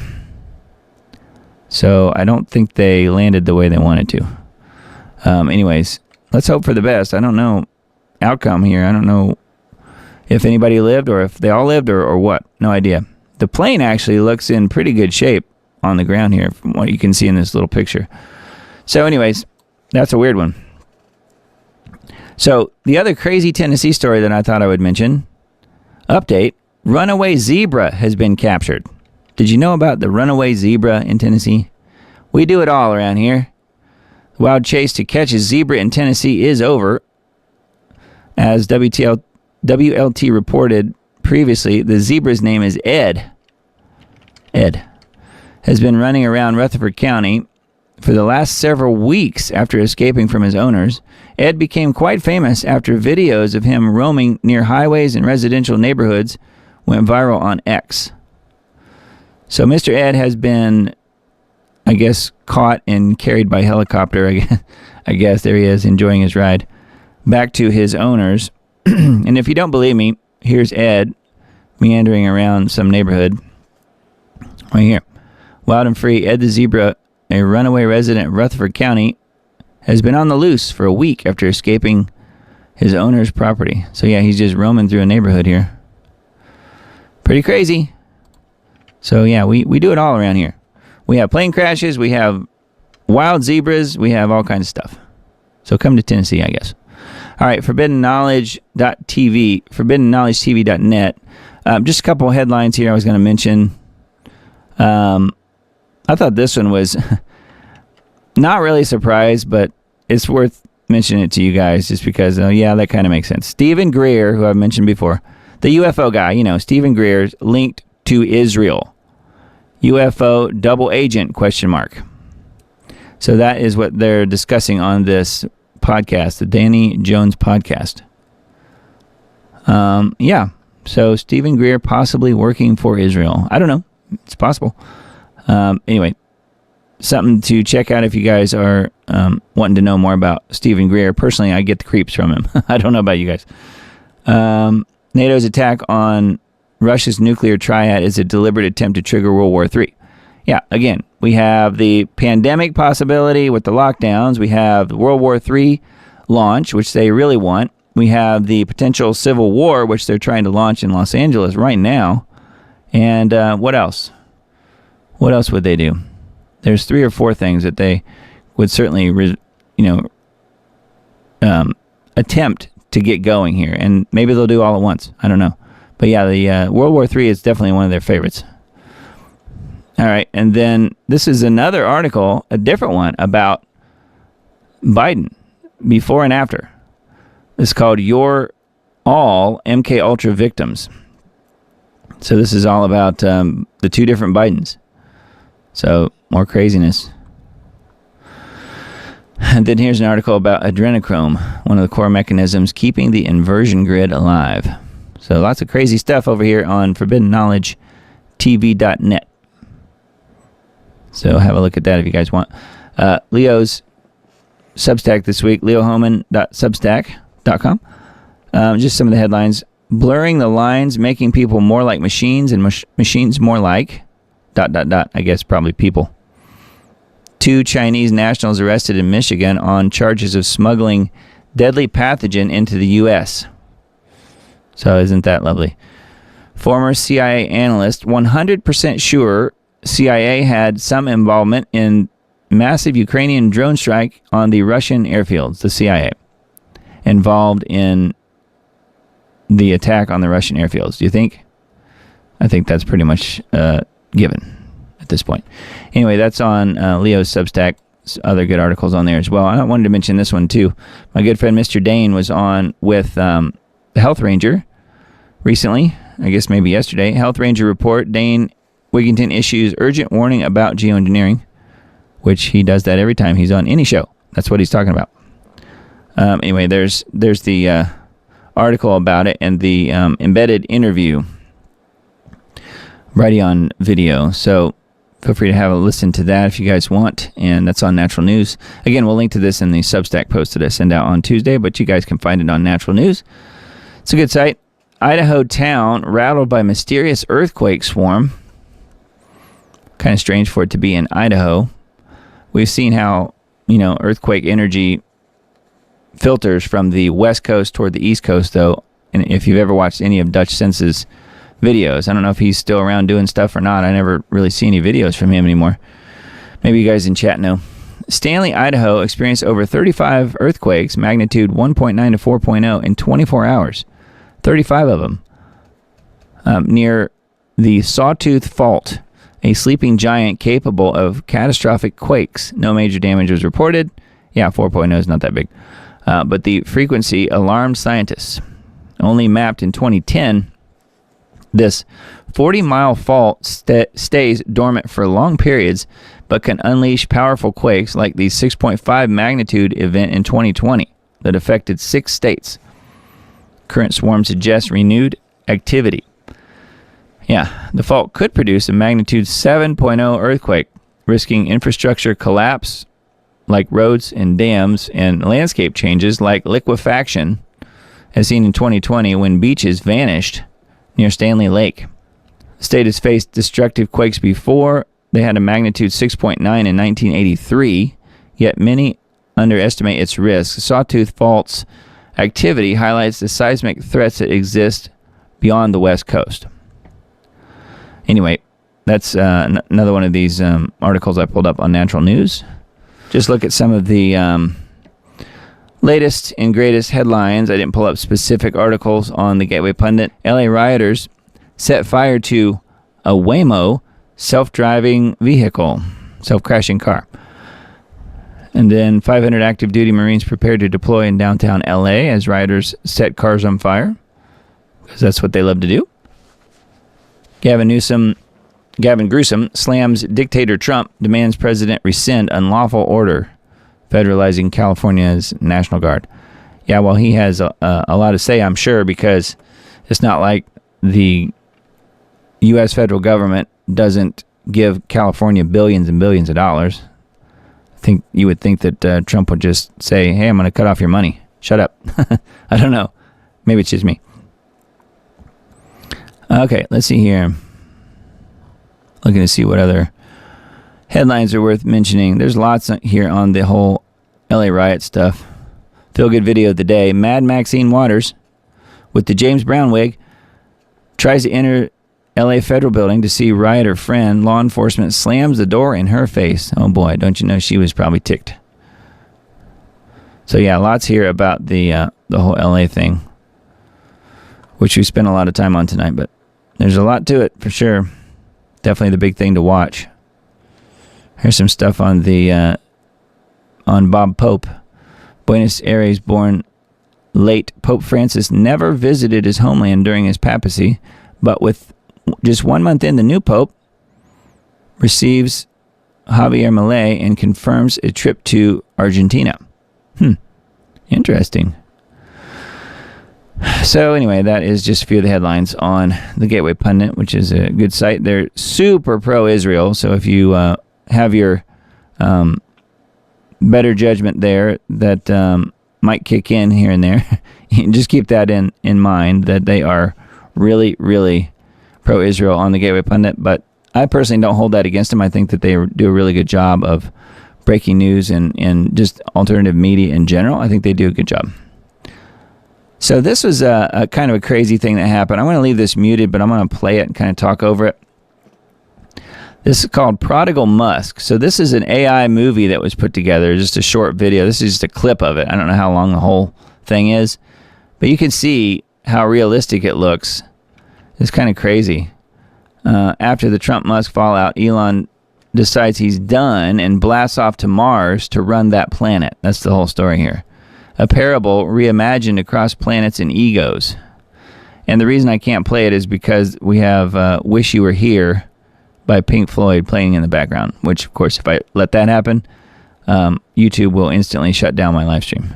So you can see Trump and Musk here are way older, and Musk is on Mars, and Trump is in his golden years as well. I mean, he's probably not really that much older than he is now. I don't know. But just the quality of the video is pretty striking, actually. That this is just 100% AI generated. There's Trump dying on the golf course, I guess. And then Musk comes back to Earth. Oh, he's not dead, I guess. Comes back to Earth to talk to him as he's on his, maybe on his deathbed. I don't know. Oh, yep, there he is. So anyway, pretty wild. Pretty wild. Prodigal Musk is the name of that short film, I suppose. AI experiment, it says. And it talks about the tools that were used. Like the electronic apps and tools that were used, ChatGPT among them. So anyway, pretty crazy, and actually really well done. Now let's see here. NotTheBee.com. We've got a few articles from that site. The LAPD does the meme and calls the insurrectionist riots in LA, quote, peaceful protests. So that's why I said before that this is the Summer of Love 2.0, just like in 2020. That was where we got the term peaceful, mostly peaceful protests, as they're literally burning buildings and cars and all kind of stuff, hurting people, but they're mostly peaceful protests according to the mainstream media. Well, I guess they're back to using that same description, peaceful protests, with LA this time around. We thought this was a joke. Here's the mostly peaceful original video clip here. I'm looking to see when the date was. Sometime in 2020, I don't know. Says they just can't help themselves, can they? This weekend we saw at the White House, what the White House and Trump officials are calling insurrectionist riots in Los Angeles. And here's how we know how Stephen Miller described the riots. It's a violent insurrection, according to him. And here's how the Los Angeles Police Department described the day. It says that they're peaceful protests, not violent insurrection. Peaceful and without incident. You keep using that word. I do not think it means what you think it means. That is inconceivable. If you are Princess Bride fans, you'll know exactly what I'm talking about. Behold, the peaceful First Amendment exercise. Oh, yeah. Watch as protesters and activists rush onto the freeway, desperately trying to block and stop a federal bus in Paramount, California. So it's just all the crazy leftists out there burning stuff down and blowing stuff up and doing what they do. It's a fiery but mostly peaceful insurrection. Yeah. Imagine if it were a bunch of Trump supporters in D.C. just walking casually through the Capitol. Imagine what would happen if they did that. Oh, wait, they did do that, didn't they? That was the insurrection, though. All right, I guess I have to tell you this. Trump has now fallen up the staircase going up to the airplane. I kid you not, this is not AI. This actually happened. Remember how Biden kept falling and stumbling all the time, but the media never covered it? Something tells me they're going to dedicate a lot of coverage to this. Trump stumbles walking up Air Force One's stairs. Not sure if there's any audio, but let's see.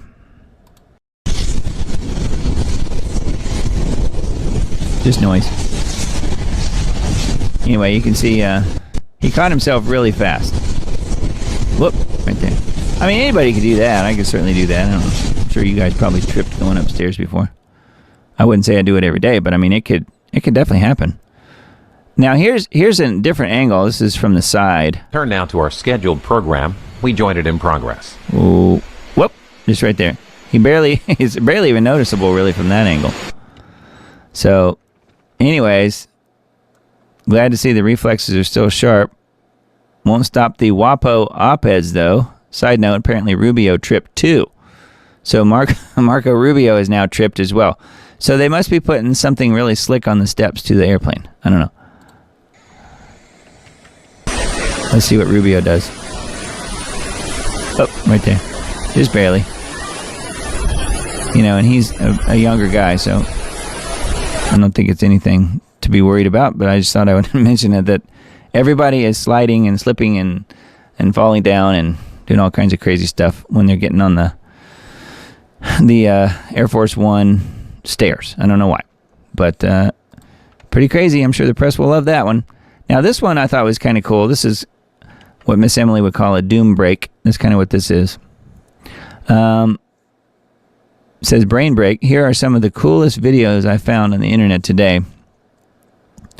So this one is cool. I'm going to make sure that it's muted because there's music playing in it.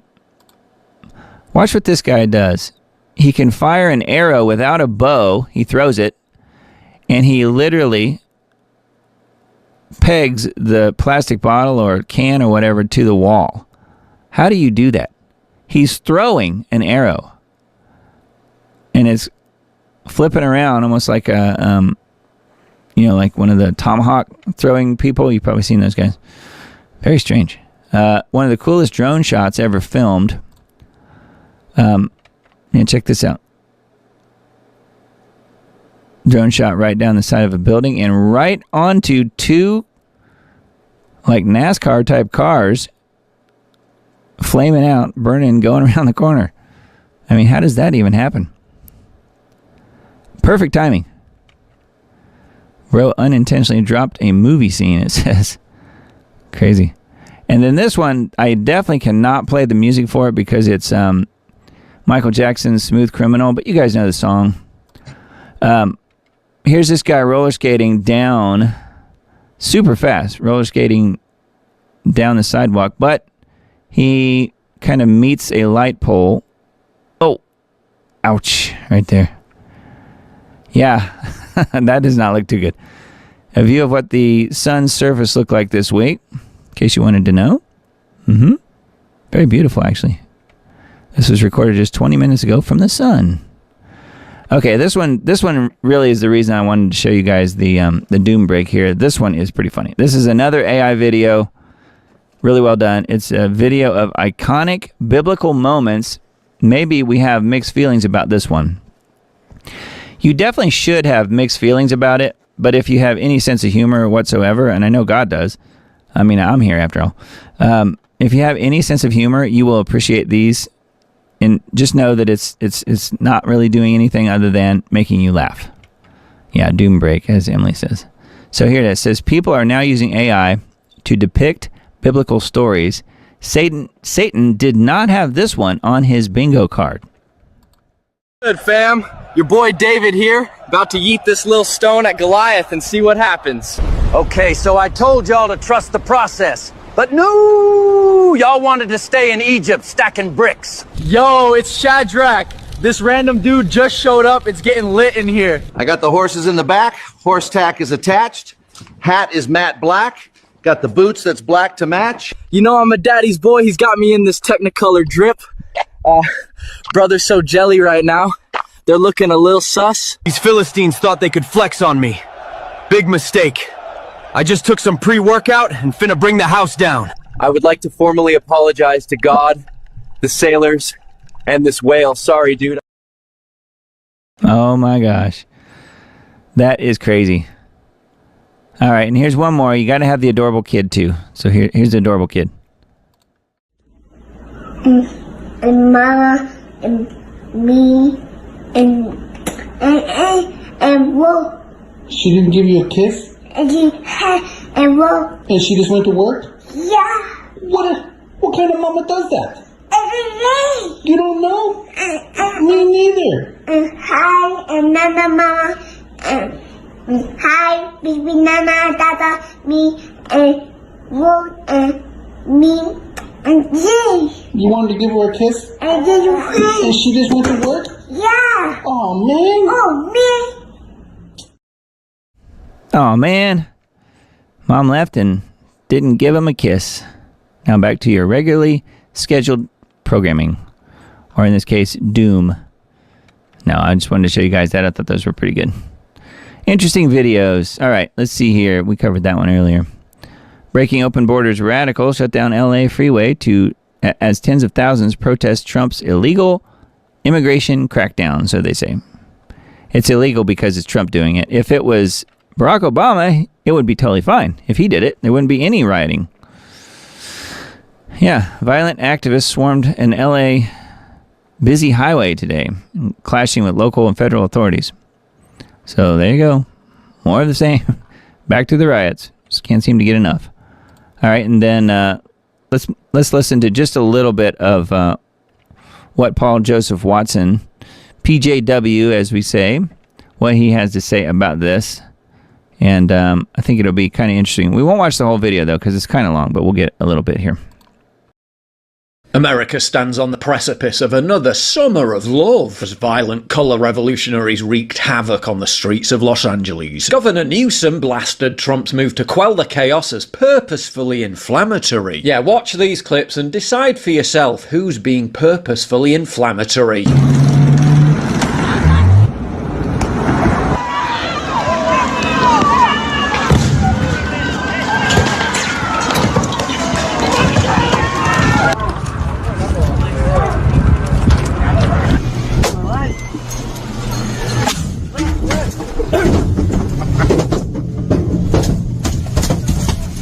and in this case, literally inflammatory.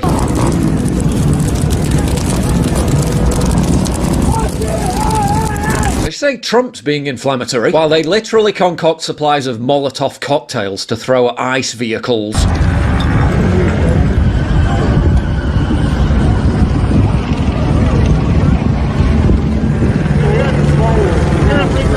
Set fire to buildings.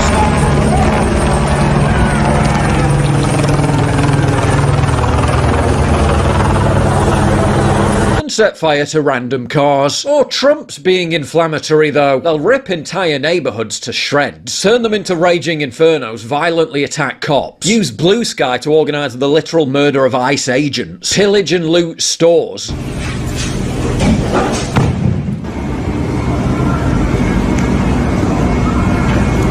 Then when there's any kind of pushback, declare it to be police brutality.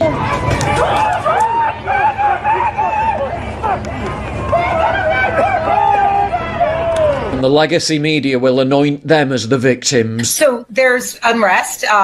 Let's start with there's protest. Lawful protest, which is allowed in this country. There is some unrest. Just some unrest. If January 6th was a violent insurrection against the government, then what do you call this? A peaceful demonstration? Car on fire in the intersection. Protesters have been shooting fireworks at the sheriff's department. Strange, isn't it, how they're really angry about people being sent back to Mexico, which presumably must be a really terrible place, while they all wave copious amounts of Mexican flags.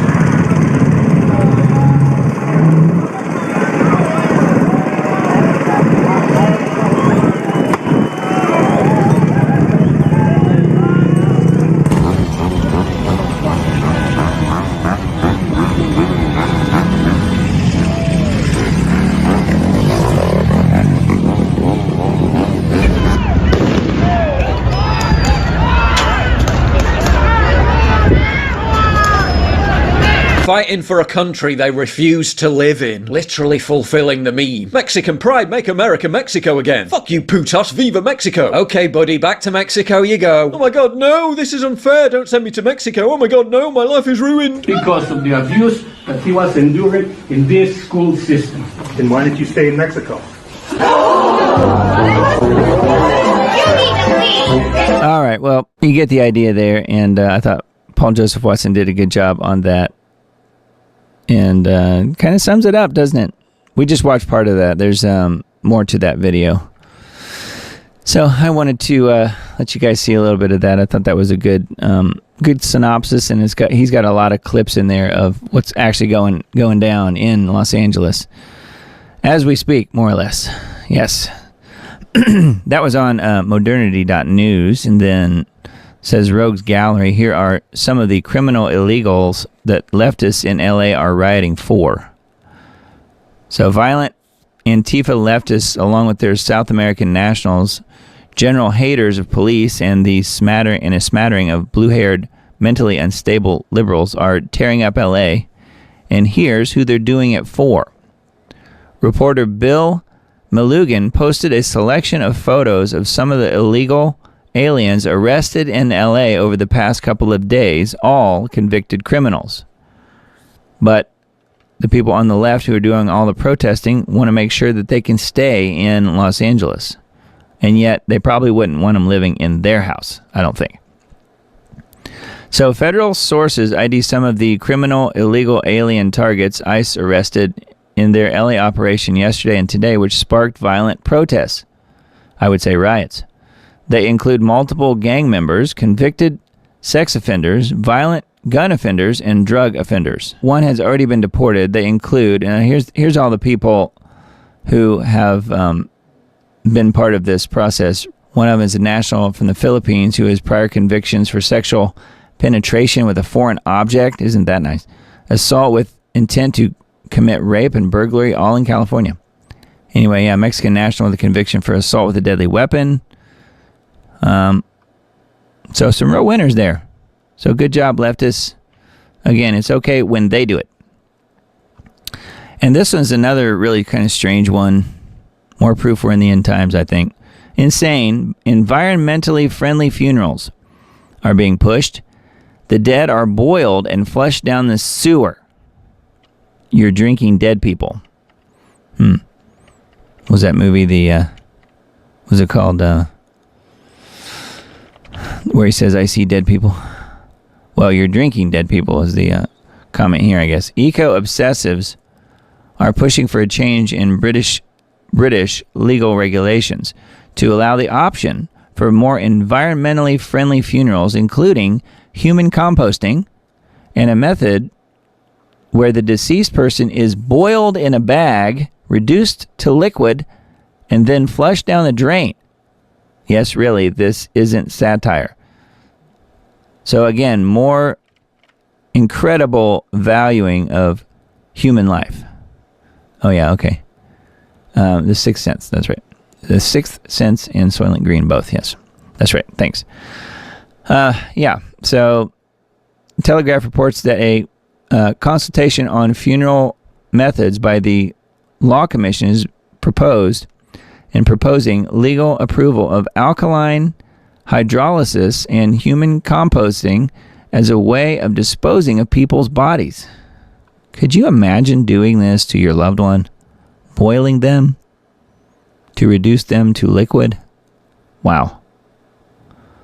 I mean, that is just unbelievable. Unbelievable. So this details step by step how it works. So no thanks. Alkaline hydrolysis. That is some crazy stuff right there. And super sick. Anyway, that one's on modernity.news. I guess they're all about doing that in Europe. I would have thought that that was probably Canada doing that, but it appears to be UK where that is something being considered at least. And then this one, kind of another high-tech type article. More tech leaders are learning that AI cannot replace humans. Efficiency and accuracy are actually getting worse. If you're offered a choice between keeping your existing hands or having them amputated and replaced with new and improved robotic hands, which would you choose? Oh, gee, I know. Gosh. Anyway, some interesting ways of looking at things here. So this is a Vaccine Impact article. We'll link to this in the Substack post, but you can find it pretty easily on their site if you care to have a look. And then they have a Red Heifer video update here on Israel 365 News. I didn't watch it myself, but I just wanted to mention it in case you guys wanted to have an update as to what's going on. I think it's really just, from what I gather, it's just the guy that runs this website, Israel 365 News, and his hoping that they do the Red Heifer sacrifice soon, but no timetable, nothing new as far as what I've seen on this website at all. And I doubt that he's revealing anything in this video. But it is there if you guys want to check it out. And then GeoWatch for this week, it is Monster Tornado is the name of this one. Radar astounds scientists, chasers, as monster tornado approaches city. Tornado damages Oklahoma town as 65 million in the U.S. remain under severe weather threat. That's a Fox Weather headline. Severe weather may show no mercy for parts of the central U.S. That's an AccuWeather headline. In the meantime, the West and Canada are baking and burning. Welcome to weather warfare. So that's GeoWatch for this week. Global Alert News.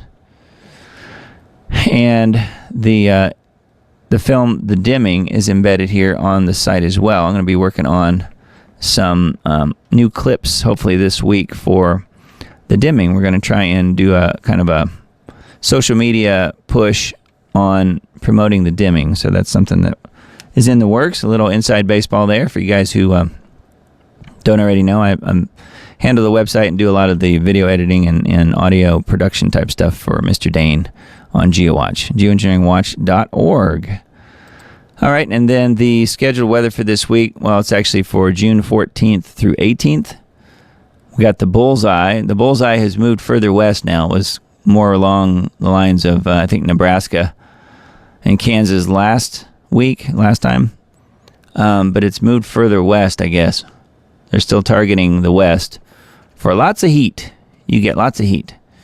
Where I am, it looks like just above a little bit above, but not that different, above normal temperatures.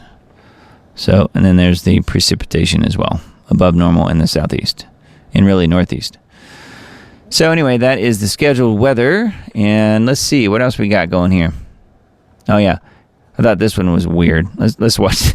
Let's watch this. This is another crazy King Charles video. Again, watching this, do you think this guy is actually sick? It doesn't seem to me like he is, but whatever. King Charles fires artillery gun during a regiment visit. So he's freshly back from Canada. We played the clip last week where he was giving a speech sitting on the throne, and I don't mean the toilet, sitting on the literal throne in Canada with the new Prime Minister, Mark Carney, at his feet, giving a speech. He looked fine to me. I mean, he's boring as usual. And then now he is firing cannons.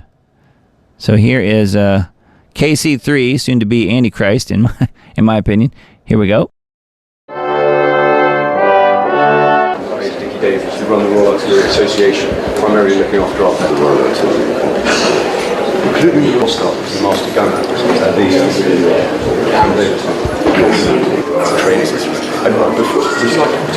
Notice all of the fake medals and fake awards and fake stuff he's got plastered all over his chest. Means nothing. But you've been an artilleryman for a long time.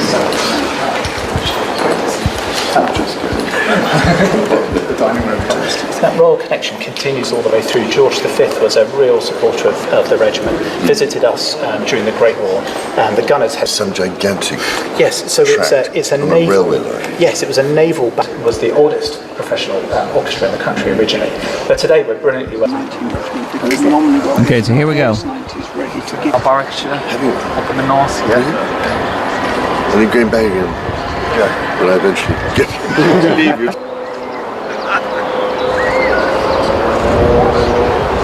You ready?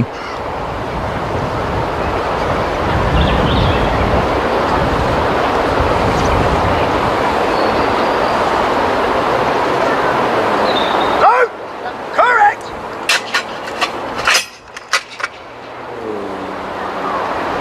Ready? Come on!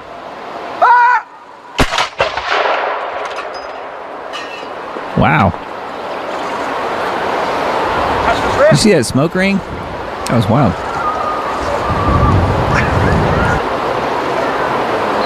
No! Correct! Look at that shell. Ready? Come on! Ah! So there you go. There's the shell. He gets to keep it. That's his reward, I guess.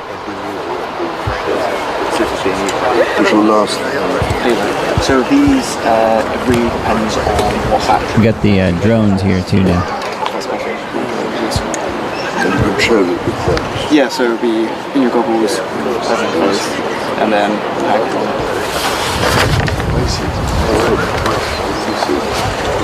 So now the Antichrist has drones. Not good. Yeah, so throw his hold like that.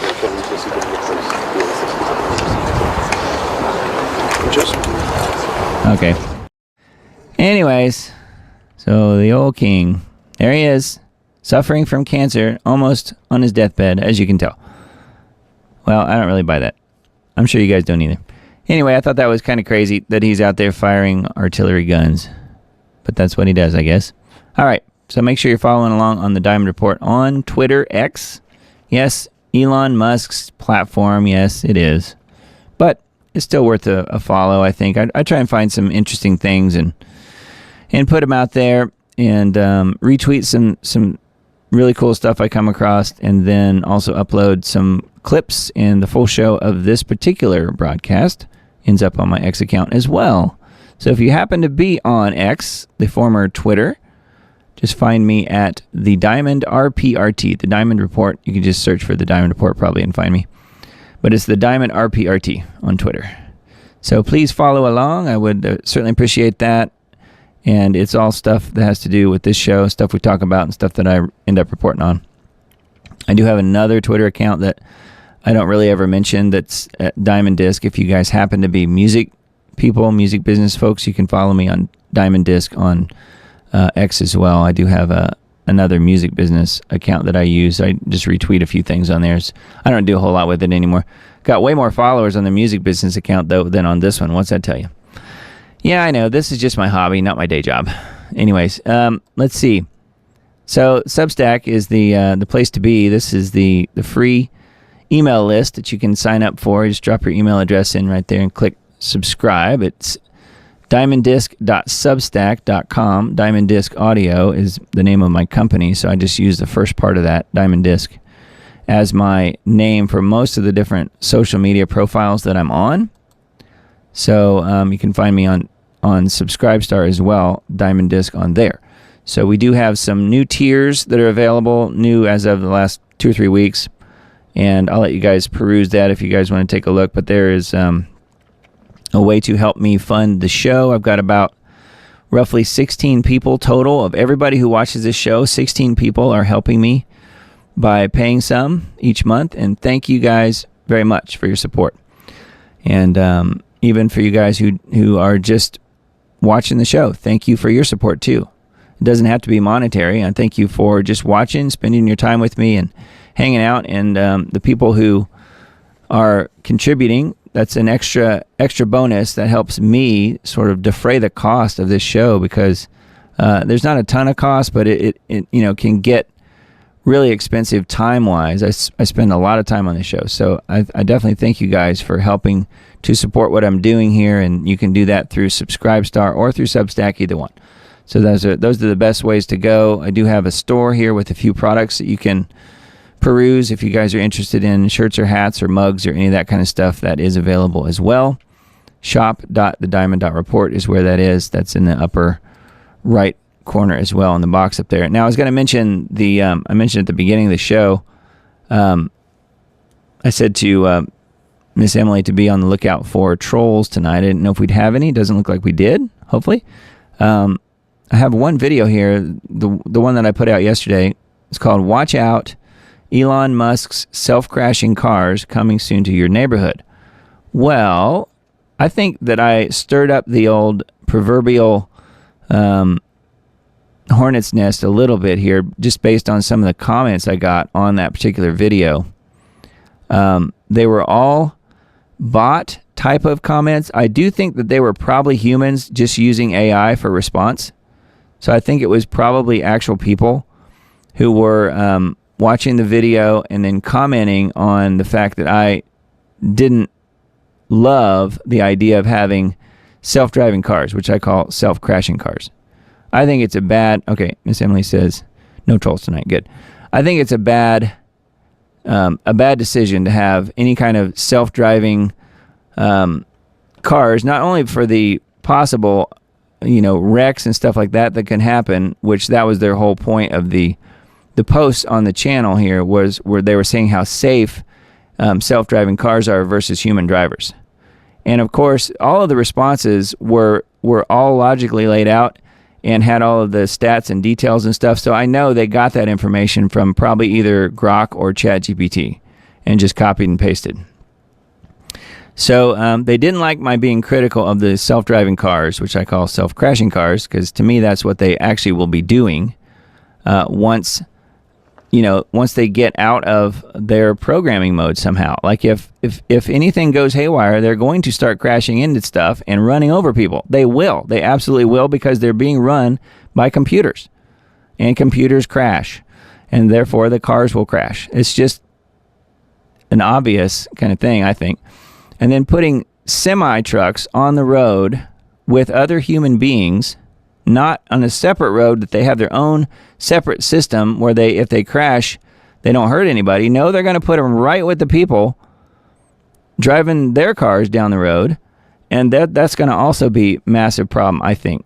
It might take a little while before it ramps up, but that is where it's headed. But beyond all of that, beyond the whole safety thing, self-driving semis are truly terrifying, Susan says. I totally agree. Maddie says probably just bots. Yeah, I think one guy was a person from what I could tell, but he was just using AI as a response. But yeah, I think one of the other ones probably was more of a bot, because in my response on the comments, they didn't respond. So that's kind of a telltale sign. If you respond and somebody actually responds to your response, like there's a reply to your reply, that's usually more of a human kind of thing, generally, from what I've found. But yeah, to take out the whole self-driving car crashes and safety issues, even if you throw all that out, you still have the whole, technological control grid that's going to control these things and be able to determine whether or not, based on your social credit score, whether or not you can even go anywhere in your car. If you can't go anywhere, then your car won't start. It won't take you somewhere. Or maybe if you wanted to go from point A to point B, it won't take you to point B. It'll only take you to point C. It's not up to you anymore. You lose your freedom. Well, they didn't like any part of that discussion. They didn't like to talk about that. They didn't like to talk about things like 15-minute cities and so forth. Yeah, I think the bots were out on this one, and that particular video got a lot more views than the other videos that I normally put out do. So that's a telltale sign to me that a troll or someone found the video and shared it with their friends, and the view count for that video increased, the comments for that video increased, the subscribers for my channel did not change. So that tells me they were only there to put out a narrative that self-driving cars, self-driving vehicles, self-driving semis are all safe and effective. And that was the story, and that's what I wanted to mention. I didn't know that that was going to stir up the old proverbial hornet's nest, but apparently it did. That is a new narrative that trolls are out there pushing. Before it was, things like, oh, well, geoengineering isn't geoengineering, and it's not really happening. And, that was when I first started getting involved in truth and putting out information that I've discovered myself and then tried to impart to not only you guys, but other people like on Facebook and stuff like that. The trolls would come out, especially if you did public posts. And so this apparently is a new narrative that the self-driving vehicles are all safe. They're all wonderful. And they never cause any accidents ever. So that's where it's headed. I just wanted to mention that just in case you guys happen to be on social media and mention self-driving cars. Apparently somebody is really trying to protect that industry. Very interesting, huh? And then, let's see. The Rumble channel is Diamond Disc as well. And the full uncensored version of this show will be on my Rumble channel at some point tomorrow, probably tomorrow night. It's been evenings lately because it just takes me a while to get all of the editing done and videos rendered and uploaded and all that stuff. Again, I spend my entire days, multiple days of the week working on the show, so it just takes a while. And it will also be available on the BitChute channel as well, and it's Diamond Disc on there too, and then same thing on Brighteon, which is the Mike Adams Natural News video platform. It's a really good one too. It's kind of lesser known, but some really good videos on there. If you guys aren't familiar with Brighteon, it's a good one as well.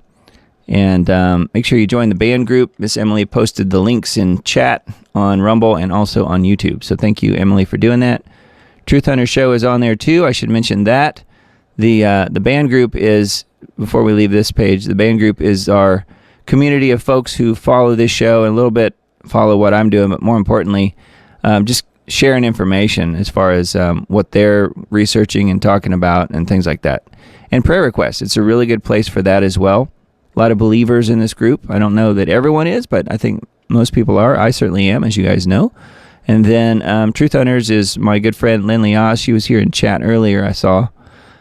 She and I created this website together, and it's mostly promoting her stuff, although I have the most recent post on here. So I have the topmost post at the moment. This is from a couple days ago, but it's mostly videos is what I'm promoting, is video clips from this show. So if you've already seen this show live, you've probably already seen the clips that are on there. But she is doing some really good biblical research and really good Bible studies and word studies, scripture, stuff like that. So she's doing incredible work. So please follow what she's doing as well. And her most recent posts are on her YouTube channel, Lindley Oz on YouTube.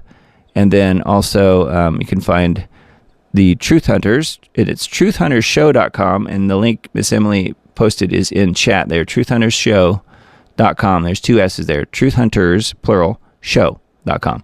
So please go subscribe there. It's totally free, and you will get email alerts whenever either one of us post a new post on Truth Hunter's website. You'll get an email saying that it's there, and then that way you won't miss it in case you do happen to want to see it. So lots of folks in chat tonight. Had a very active chat, so hello to everybody in both chats. Not too many people chatting in Rumble. It's pretty much just Emily putting the links in there, but it is there. I've got 13 people at the moment watching on Rumble and then 20 on YouTube at the moment. So thank you guys for being here tonight. I really appreciate your time, as I always do. But yeah, you guys can certainly leave comments on any of the videos that I put up or on the band group. The band group's a really good place to do that. You can also leave comments on the Subscribe Star thing. I don't think you probably do have to have an account, but you don't have to be a subscriber to do that. You can go click the links and watch them, because I make everything that I do public. It's not for paid subscribers necessarily. It's for anybody who wants to get on there and share it. So if you guys share the show, it really helps me. So thank you guys for doing that. And again, you know who you are. But we'll call it a night for tonight. It's getting kind of late here. It is 12:28 a.m. and then the next show will be the 15th. So at the halfway point here into June. Next Sunday, the 15th at 10 p.m. Central will be the next Diamond Report Live. So I look forward to seeing you guys then. In the meantime, please keep me in your prayers if you don't mind, my family as well. And I'll keep you guys in my prayers too if you have anything specific. Again, the band group's a really good place to put that, just because it's private in amongst the members of that group. But you also have, in that setting, you also have the ability to chat back and forth with people. So one-on-one types of chats and things like that. So that's pretty nice. It's another little handy feature. So anyway, thank you guys for being here tonight. I really appreciate it. Really appreciate all of your time, and keep praying for our country. Keep praying for all of your friends and family as well. And just know that this Summer of Love 2.0, I think, is where we are right now. And this thing in LA is probably going to be the kickoff of that. So watch for a major false flag coming out of this, because they really want to nail Trump with something.